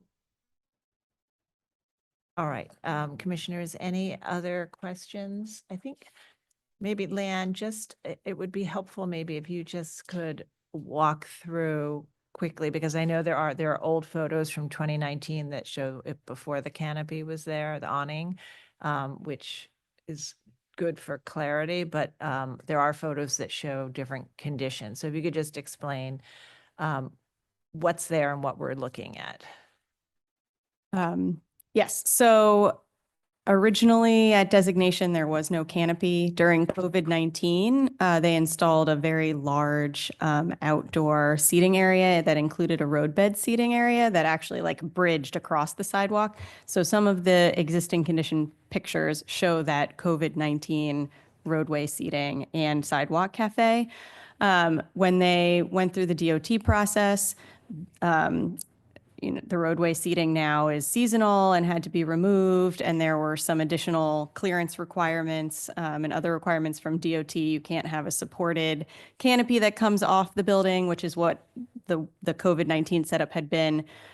So while applying to DOT and kind of modifying the proposal to be more consistent with DOT's rules, they truncated the canopy, pulled it back closer to the building. There's no longer kind of self-supporting poles into the sidewalk. So there was a much larger outdoor seating area that got pulled into what, well, this was the COVID-19, and then this is the current, no, this is the COVID-19 setup. This was as of COVID-19. Do you have a current photo? Yeah. So you can see it's much closer. I think it's a 6-foot projection right off the facade It does now. not touch the ground. And it's fully supported by the brackets that attach to the brick, and to at the 1-story addition, they connect to the roll down gate framing rather than to any of the storefront infill. And we just thought fabric, first of all, would tear up because it gets very windy there. And secondly, it would make the restaurant also very dark. And I feel we really love light and want to keep light coming in and flowing. And because also it's clear, it's also not as invasive as a big. Are you keeping, is that a fabric awning underneath it, and is the plan to remove that? What are we looking, or is that That's the the roll gate. That's the roll gate housing? We Okay. painted with the Shea Oscar sign. At designation, there was a series of fabric awnings. There's a historic pressed metal cornice that stretches across the top of this 1-story addition. And at designation, there were the fabric awnings that were already installed through the fascia of that cornice. And so the COVID-19 setup and now this setup has kind of reused that area that was already damaged before the building was designated.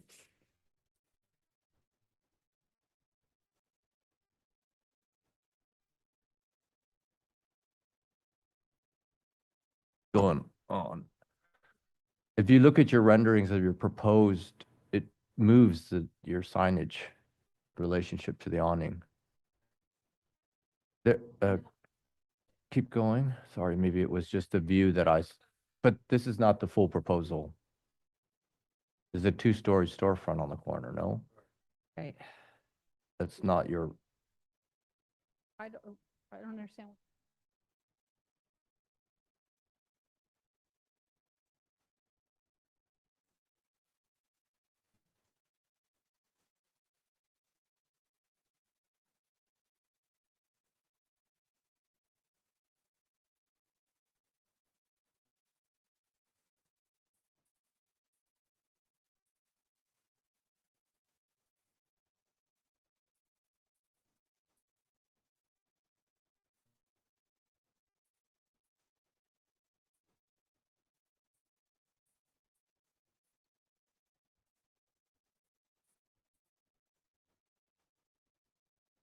there, on top.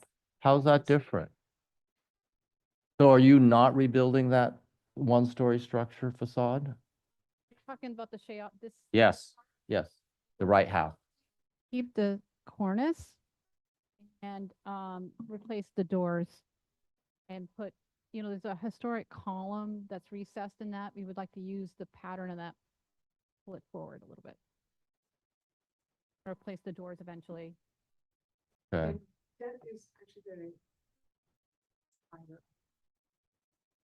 So this is wrong. Okay. I can, yeah, all right.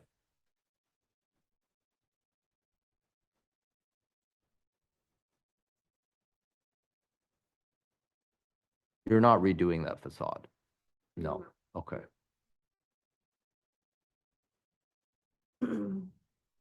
Okay, so is this the elevation that we should be evaluating? Okay, so we're not talking about the second story of the corner storefront? Approved by Landmarks in 2016.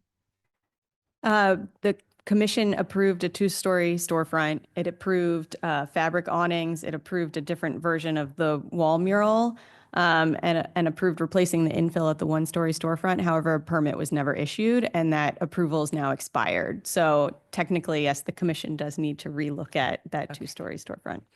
All right. Is that what you're proposing today? Is the two-story storefront?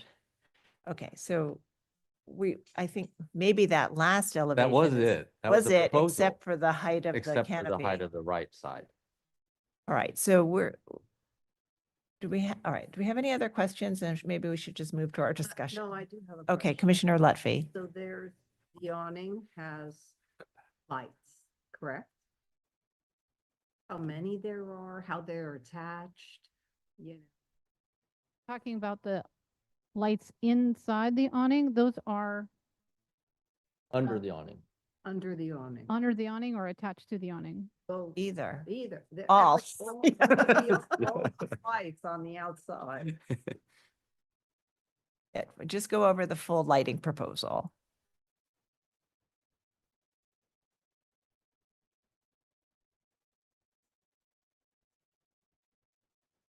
Okay, we have exposed conduit and have one, two, three of these wall-mounted Havana collection circular lights.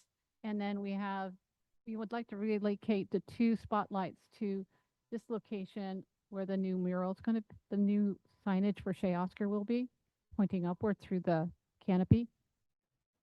They're not going to be that obtrusive. You don't really see them. And on the awning itself is basically bulb Christmas bulb string lights. Am I correct? They're LED. How many do you think there are? On the awning?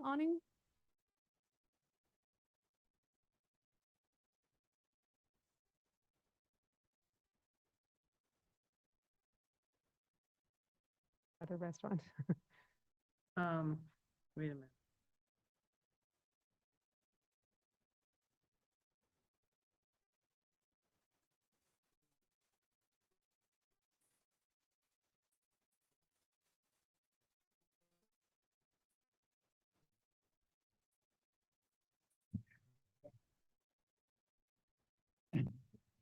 String lights.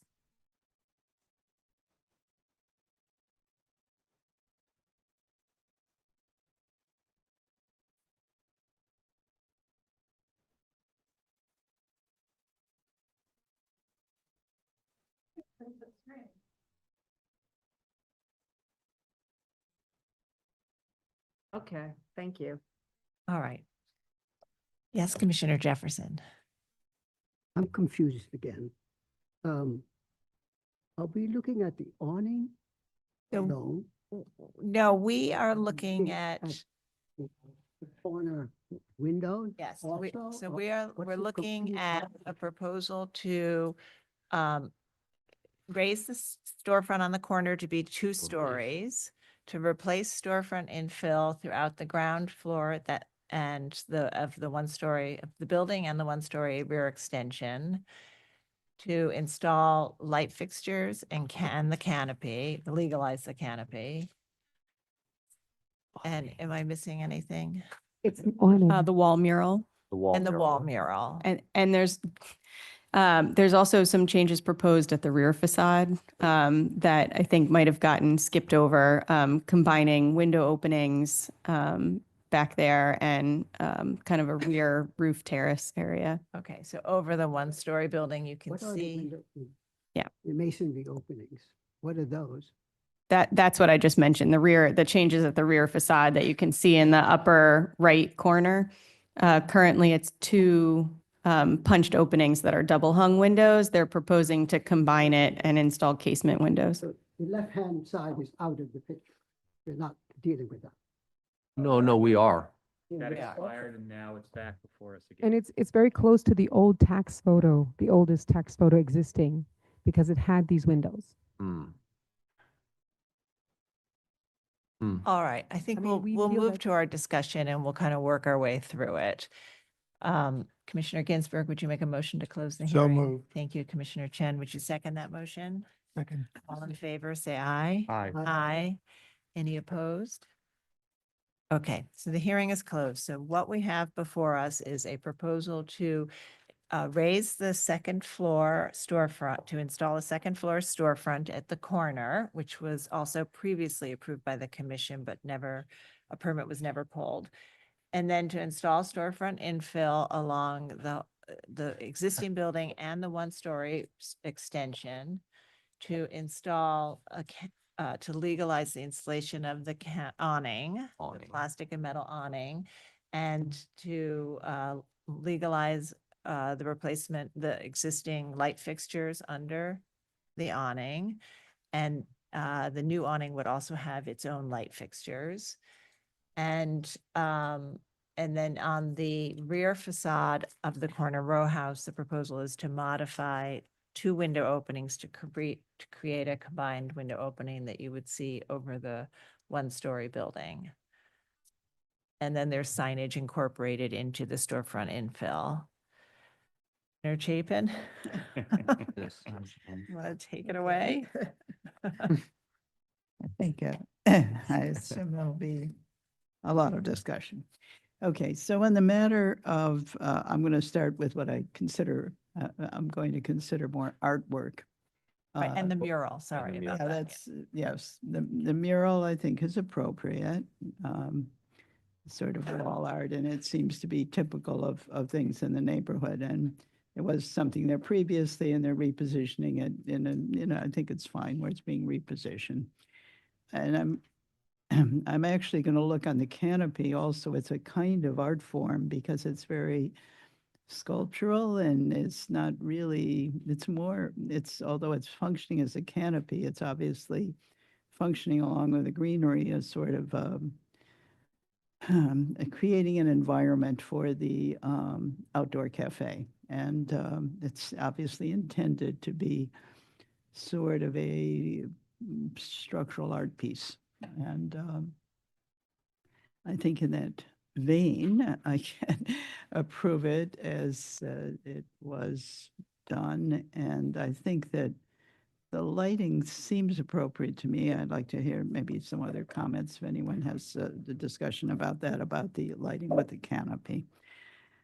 On the matter of the mechanicals, I don't know I'm not sure if there's a lot of detail on those. I think the staff probably needs to work with them on exactly, how they're situated. And I mean, but mechanicals are typical in, most neighborhoods. And I think that they're not unduly large or anything, so I think that's approvable, certainly working with the staff on the details of the mechanicals. The rear window, the combined window, I think is not, it's appropriate for this kind of storefront infill, and I think the expansion of the storefront is also appropriate. I think that the double height structure, it's a little unusual, but it appears that these, there have been some others in this neighborhood, so it's not totally out of character. And we did approve something previously. I think the details of how it's being installed are of, concern. It has to be done in an appropriate way, or it could have a problem for the structural standing of the building. So that's something some of the other members of the commission can comment fully on. So, I think there's a lot of detail to be gone over here that needs to be reviewed, and they might have to return with some of that. But I think that the overall concept I can support. All right, thank you. Commissioner Lutfi. Yeah. So this restaurant used to be in Fort Greene, and it was a very popular local restaurant, and a real gathering place. And clearly, the applicant is creating much more open, larger place for people to gather and eat. And really, the concept seems very much like it wants to really be a part of the community in every way. A gathering place, a place to eat, very visible, make a statement from an art and architectural standpoint. And I'm just commenting on that because that's my view of what we're being presented with. I happen to agree with Diana. I think conceptually it's a fantastic idea. I happen to agree with Diana that a lot of the details are not here. And I think the applicant should really come back to us with some of those details. The double height now, this is going to be a flush double height, if I'm remembering this correctly based on the presentation. It seems like a very lovely idea. We did approve it conceptually, but jutting out before. But when I look at it, not only do we not know the details, but I see like the little cornice, it's so close to the window. There has to be like a lot of refinements relative to that. And it's going to be necessary for DOB anyway. So you might as well do it. And excuse me. Sorry. So I do like the design of the canopy, although I really have no idea of exactly how it's constructed and how sturdy it is. And I might feel like I would like to know a little more about it because it is quite lovely. I think the applicant needs to reconsider the lighting on the canopy. There's a lot of it and way more than what we would normally approve. And the presence of light outside and how it impacts the surrounding community is very important. So I think you should rethink it. Maybe it needs to be reduced a little bit, but also I think we should get just a little more information on that.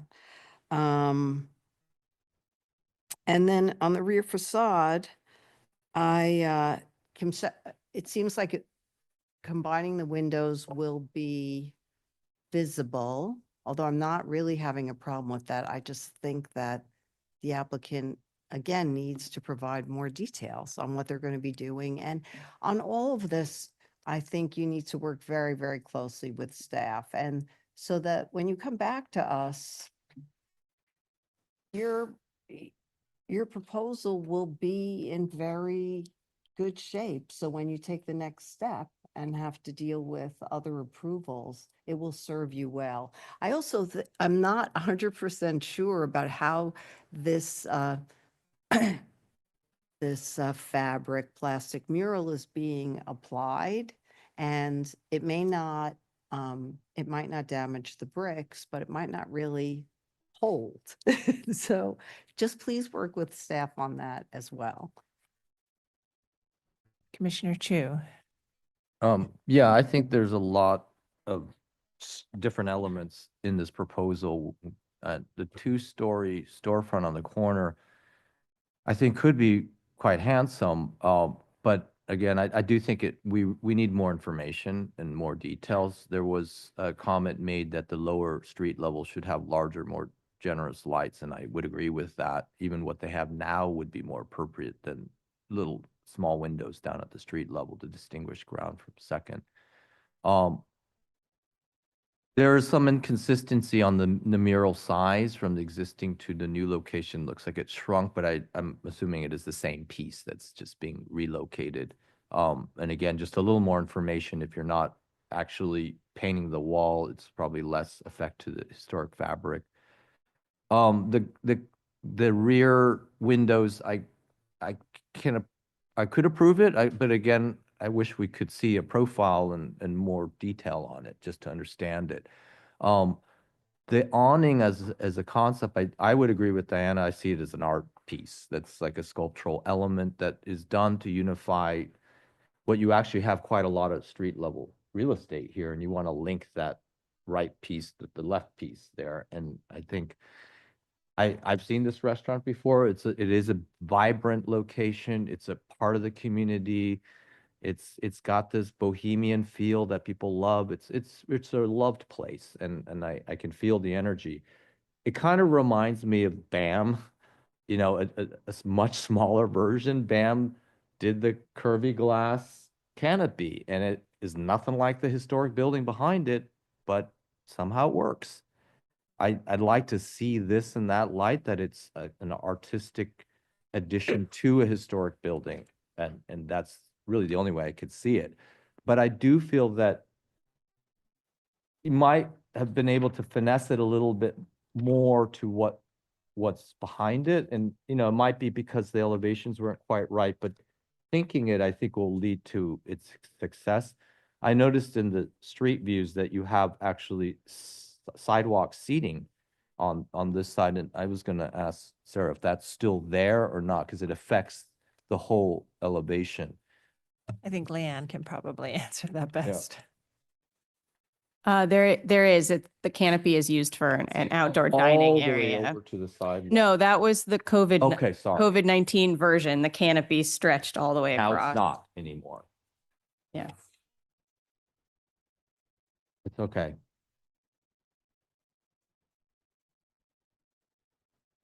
Thank you. Right. So in terms of the canopy itself, I would just want to see a little more detail. Happy to come and look at it in person just to see because it's there right now. And again, I think it's a gestural artistic element on historic building. That's the way I see it. But I just want to make sure that it is working with it and not conflicting with it. When you have the two-story addition on the corner and the canopy runs through the middle, it feels not quite the same as this proposal right here, where it's a one-story storefront. So what I would say is, in the big picture, the elements that are being requested don't seem that inappropriate. I find the two-story storefront could be appropriate. I personally just need a little more information. Commissioner Master. Sure. I'll start with the two-story retail storefront. My understanding is that it was previously approved, so I can find it appropriate. I would encourage them to work with staff, especially to make sure structurally that, the building is going to be sound, when that occurs. In addition, the rear facade, we're combining the window openings, same. I can find that appropriate. The awning, I think Diana put it very well, that it's an artistic expression, and I can find it appropriate. There was an awning here at the time of designation or very early on. I think we had photos. I can also find the string lights underneath appropriate. I understand the ambiance that you're kind of going for. So that's okay. The mural, I think also we had a mural that was previously approved, and I can find that appropriate. I would encourage them to work with staff on the application of the mural to make sure that the brick is not damaged. And then the storefront infill on the first floor, I can also find appropriate. Commissioner Jefferson. Went ahead and broke this proposal down into three areas. One was kind of signage. The awning is a signage that they keep. And it's a branding that's important, and it works really well in this context. It can be removed at later dates. It's just a sign. And the historical portion, the corner facade, and those are historical, and I think they're appropriate. I think they work really well. They have another window someplace where the signage there now that, hey, how come they didn't use that? But it works very well, and the window in the back, I think it's appropriate, and the fish store window works well. So history and signage work together. Modified the masonry opening, obviously. The main issue here is just not enough detail, not enough coordination, not enough clarity in the drawings, which they should have. If they do that, they should be able to get approval on it. Commissioner Goldblum. Thank you. Yeah, I think that hearing this presentation, it kind of, it made me think about how daunting this must seem to lay people who just walk in off the street and kind of say, I'm doing my thing. What do they want? And I think my first suggestion, and I don't disagree with anything that anyone has said to date, is you should talk to your architect of record. He's been here lots of times. He knows the ropes. He knows how to put a set of drawings together that will get done what you want to get done. Because I think in general outlines, what you're proposing is meeting with general approval here. The awning, I think by most measures, the most controversial aspect is being approved or discussed. So far anyway, the opinion seems to be going quite positively, and I certainly echo that. And I think that the comments that are talking about the errors, omissions in the drawings can be rectified by somebody who does drawings every day for this commission, for other government bodies. They kind of know how to do it, and they make what might seem to be a very stressful experience into a much more everyday, doing my job kind of experience. To talk about some details that haven't been talked about yet, I think that the opportunity, since you're going to be doing so much work to the storefront, replacing most, if not all, of the windows along the storefront, I think that it's the right time to get rid of the roll-down gates. And if you want to have gates, put them inside. Put them inside your windows and not outside, because that's what current codes call for. And that's from a landmarks perspective, a much better solution. And then your beautiful Chez Oscar sign over the one-story annex will actually be readable. And so I think that it's a win-win for everybody. I think that the mural painted inside the glass in the kitchen is fine. We did something like that recently at the Hungarian pastry shop on the Upper West Side. Same idea, it was fine. The canvas pasted sign, I think, is fine if Leanne can determine that it will both last and not cause damage to the brick. I think that the lighting is it's a bit much, but I think that it has to be broken down, as the applicant kind of did, but didn't talk about too much, into different kinds. Most of the lighting is this the Christmas lights on strings, and I think that if those are viewed as temporary, and they should be viewed as temporary, and they should be used in a temporary manner, then the actual lights that remain, I think, are some decorative sconces and some other fixtures that are much fewer and further between.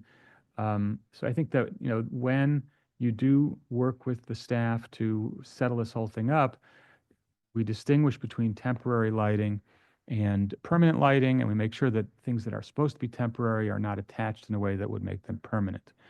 I think that the corner storefront element is going to be fantastic. Really, really big contribution back to the neighborhood, back to this building, back to the district.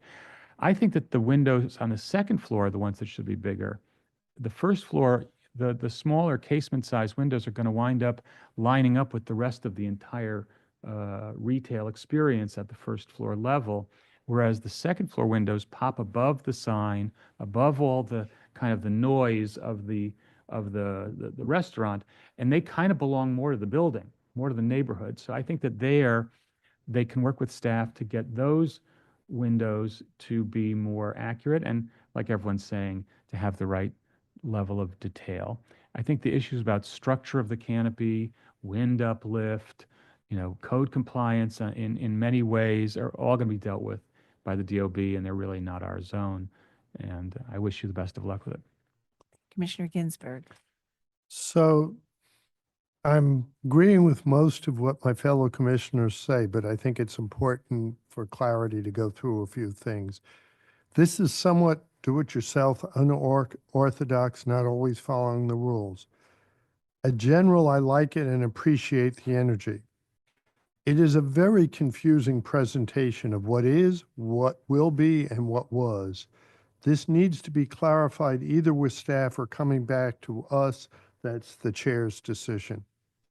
Sidewalk dining is great. I want to encourage and preserve it. I would say do not glue the artwork. There are ways to connect it in the mortar joints where we won't be damaging you won't be damaging the brick, which can make it pretty permanent, but also, if you ever needed to, easy to remove, to either preserve the artwork and also preserve the brick. I'm also worried that that the glue you're talking about isn't going to work very well. It's going to get wet and the artwork's going to start peeling off. I like the canopy as an artistic expression. Need to understand how it works with the two-story corner, because you've got this beautiful drawing, but there's no two-story corner, and you have a nice two-story corner where you don't show the canopy. Lighting is largely okay. I would worry about it being too bright, and that's something you should look at. I would agree with Michael. It would be great to remove the roll-down gates, and if you need them, put them inside the glass. I realize that means someone could break the glass, but they couldn't break in. I think the two-story corner is good. I think the rear opening in concept is fine, but it'd be nice to see some clear drawings. And that either we or the staff or some combination of both need to review details to clearly understand what is being proposed. Right, Commissioner Chen. Yeah, I'm in agreement. I think that,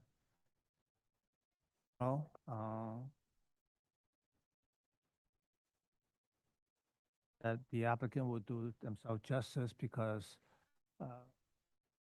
right the first time, or you're gonna have to come back because basically if you're using the actually larger, and you may encounter that as an issue with DOB. I always prefer that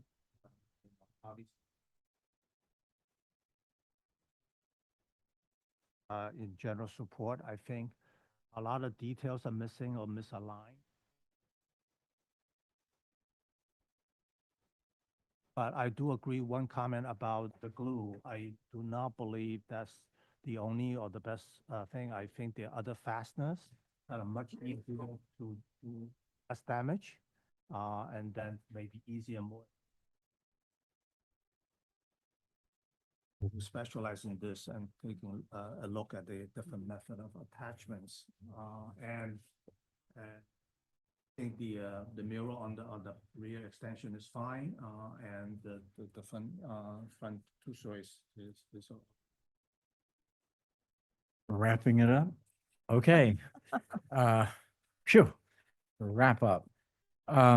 There's not a single aspect of this that I would disagree with. There's also not a single aspect of it that I think is fully baked. And therefore, but I think I am, again, a minority of one, would think that the staff is capable, I hope willing, and certainly able to fix all these things. Am I going to know more about whether I'm going to vote to approve this, whether when I hear about the glue? No. Et cetera, et cetera. I think a lot of these details I do not need to know about or to see to be able to interpret that the overall idea here is exciting, appropriate. I am glad Commissioner Chu mentioned the BAM, which has been up for, I don't know, 25, maybe 30 years now, and is an exciting and completely from outer space idea attached to a very Beaux-Arts building. So, this is not unheard of, these kinds of things. The other aspect of it, and maybe it's always a cop-out when we say, yes, it's all reversible. And it is all reversible, and I think that's not unimportant in this case because it looks good to us now, whether it will look good to us in 10, 15, or 25 years, who knows?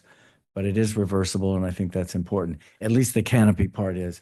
And I do agree with others who've said that the double height corner window detail, when it's detailed right and accurately and appropriately, is going to be a terrific addition to the building.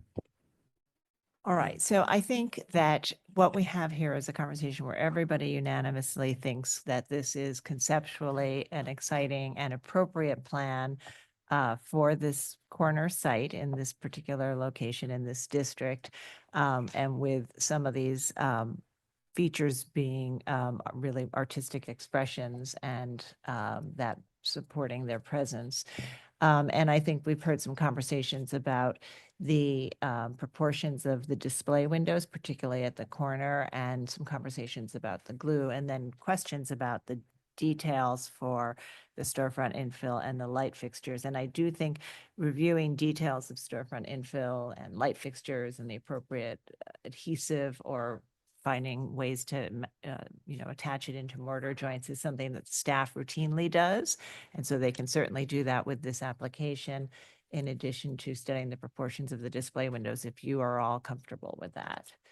Okay, so why don't maybe I will make this motion. Is that okay, Commissioner Chapin? Just because it's rather long and I'll sort my way through it. Okay. In the matter of docket number 25-02849, 310 Malcolm X Boulevard in the Bedford-Stuyvesant Expanded Stuyvesant Heights Historic District, an altered Renaissance-style flats building designed by Thomas Miller and built in 1881. This is an application to install storefront infill, awnings, lighting, mechanical equipment, and signage, and to modify masonry openings. And I note that the building style, scale, materials, and details are among the features that contribute to the special architectural and historic character of the Bedford-Stuyvesant Expanded Stuyvesant Heights Historic District.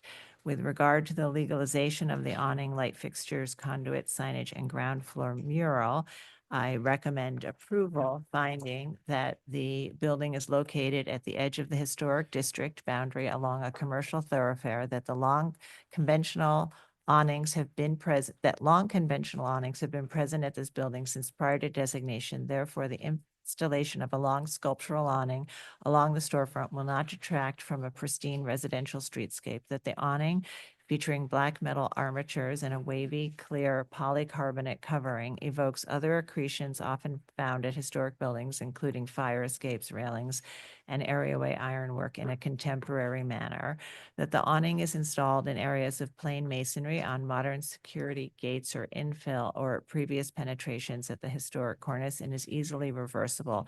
Therefore, no additional damage to or removal of historic fabric occurred, that the light fixtures are simple in design and the visible conduits, outlets, and junction boxes will be painted to match the underlying wall. Therefore, they will not call undue attention to themselves, that the presence of the first floor mural signs and painted signs on roll-down security gates, which advertise commercial ground floor businesses, are in keeping with the tradition of historic artwork and sign bands and do not overwhelm the building. However, we do recommend that this is an opportunity to think about removing those security gates, integrating them either into the storefront. If you want to have a gate come down on the outside, you can have the housing built in and it's integrated into the framing, or just put it on the inside. And that the majority of the ground floor windows remain transparent, and that the storefront mural is easily reversible and only conceals the utilitarian kitchen space, which would detract from the streetscape if left visible. Regarding the proposed new work, the removal of the existing modern storefront infill will not eliminate any significant historic fabric. The proposed storefront infill, featuring profiled wood framing with a dark red and blue painted finish, paneled bulkheads, doors, transom windows, operable casement and bifold doors, and cast iron column replicas and metal cornices, is loosely based on historic photographs and will call the materials, configuration, and proportions of the building's original condition and other historic storefronts found in the historic district. That the storefront infill will feature fixed vertical framing elements and bulkheads, thereby limiting the size of the temporary voids created when the casement and bifold door assemblies are open at select locations. That the installation of a large mural sign on the facade at the second story will be in keeping with the tradition of artwork and painted wall signs and will not overwhelm the building. And that combining the window openings at the second floor of the rear facade to create access to a new deck on the one-story extension will primarily be visible from across the street or in longer views and will not be seen in conjunction with the equivalent floor level on adjacent buildings in the row. Therefore, the proposed work will not diminish any unifying features of the block. However, I recommend that the applicant, or I stipulate that the applicant continue to work on and develop the details for the storefront infill, study the proportions of the display windows and bifolding doors, and the details of the new window opening on the rear facade in consultation with the staff, and also to explore a mechanical or adhesive attachment that will not cause damage to the brick for the second floor mural. And that the structural implications of reopening the masonry at the two-story storefront be fully addressed before final permit is issued. And by addressing that, we would require enhanced engineering review prior to the issuance of the permit for the two-story storefront opening. And I think I've covered it all. Vice Chair Bland, would you second that motion? Second. Mark, will you call the vote? Chair Carroll, Aye. Commissioner Bland, Aye. Commissioner Chapin, Aye. Commissioner Chen, Aye. Commissioner Chu, Aye. Commissioner Ginsburg, Aye. Commissioner Goldblum. Aye. Commissioner Jefferson. Aye. Commissioner Lutfi. Commissioner Master. Aye. With 10 in favor, none opposed, the motion passes. All right, so that's approved conceptually, but please continue to work with the staff on all of those details. Thank you. And thank you. That concludes our public hearing for today, and we will see everybody at next Tuesday's public hearing.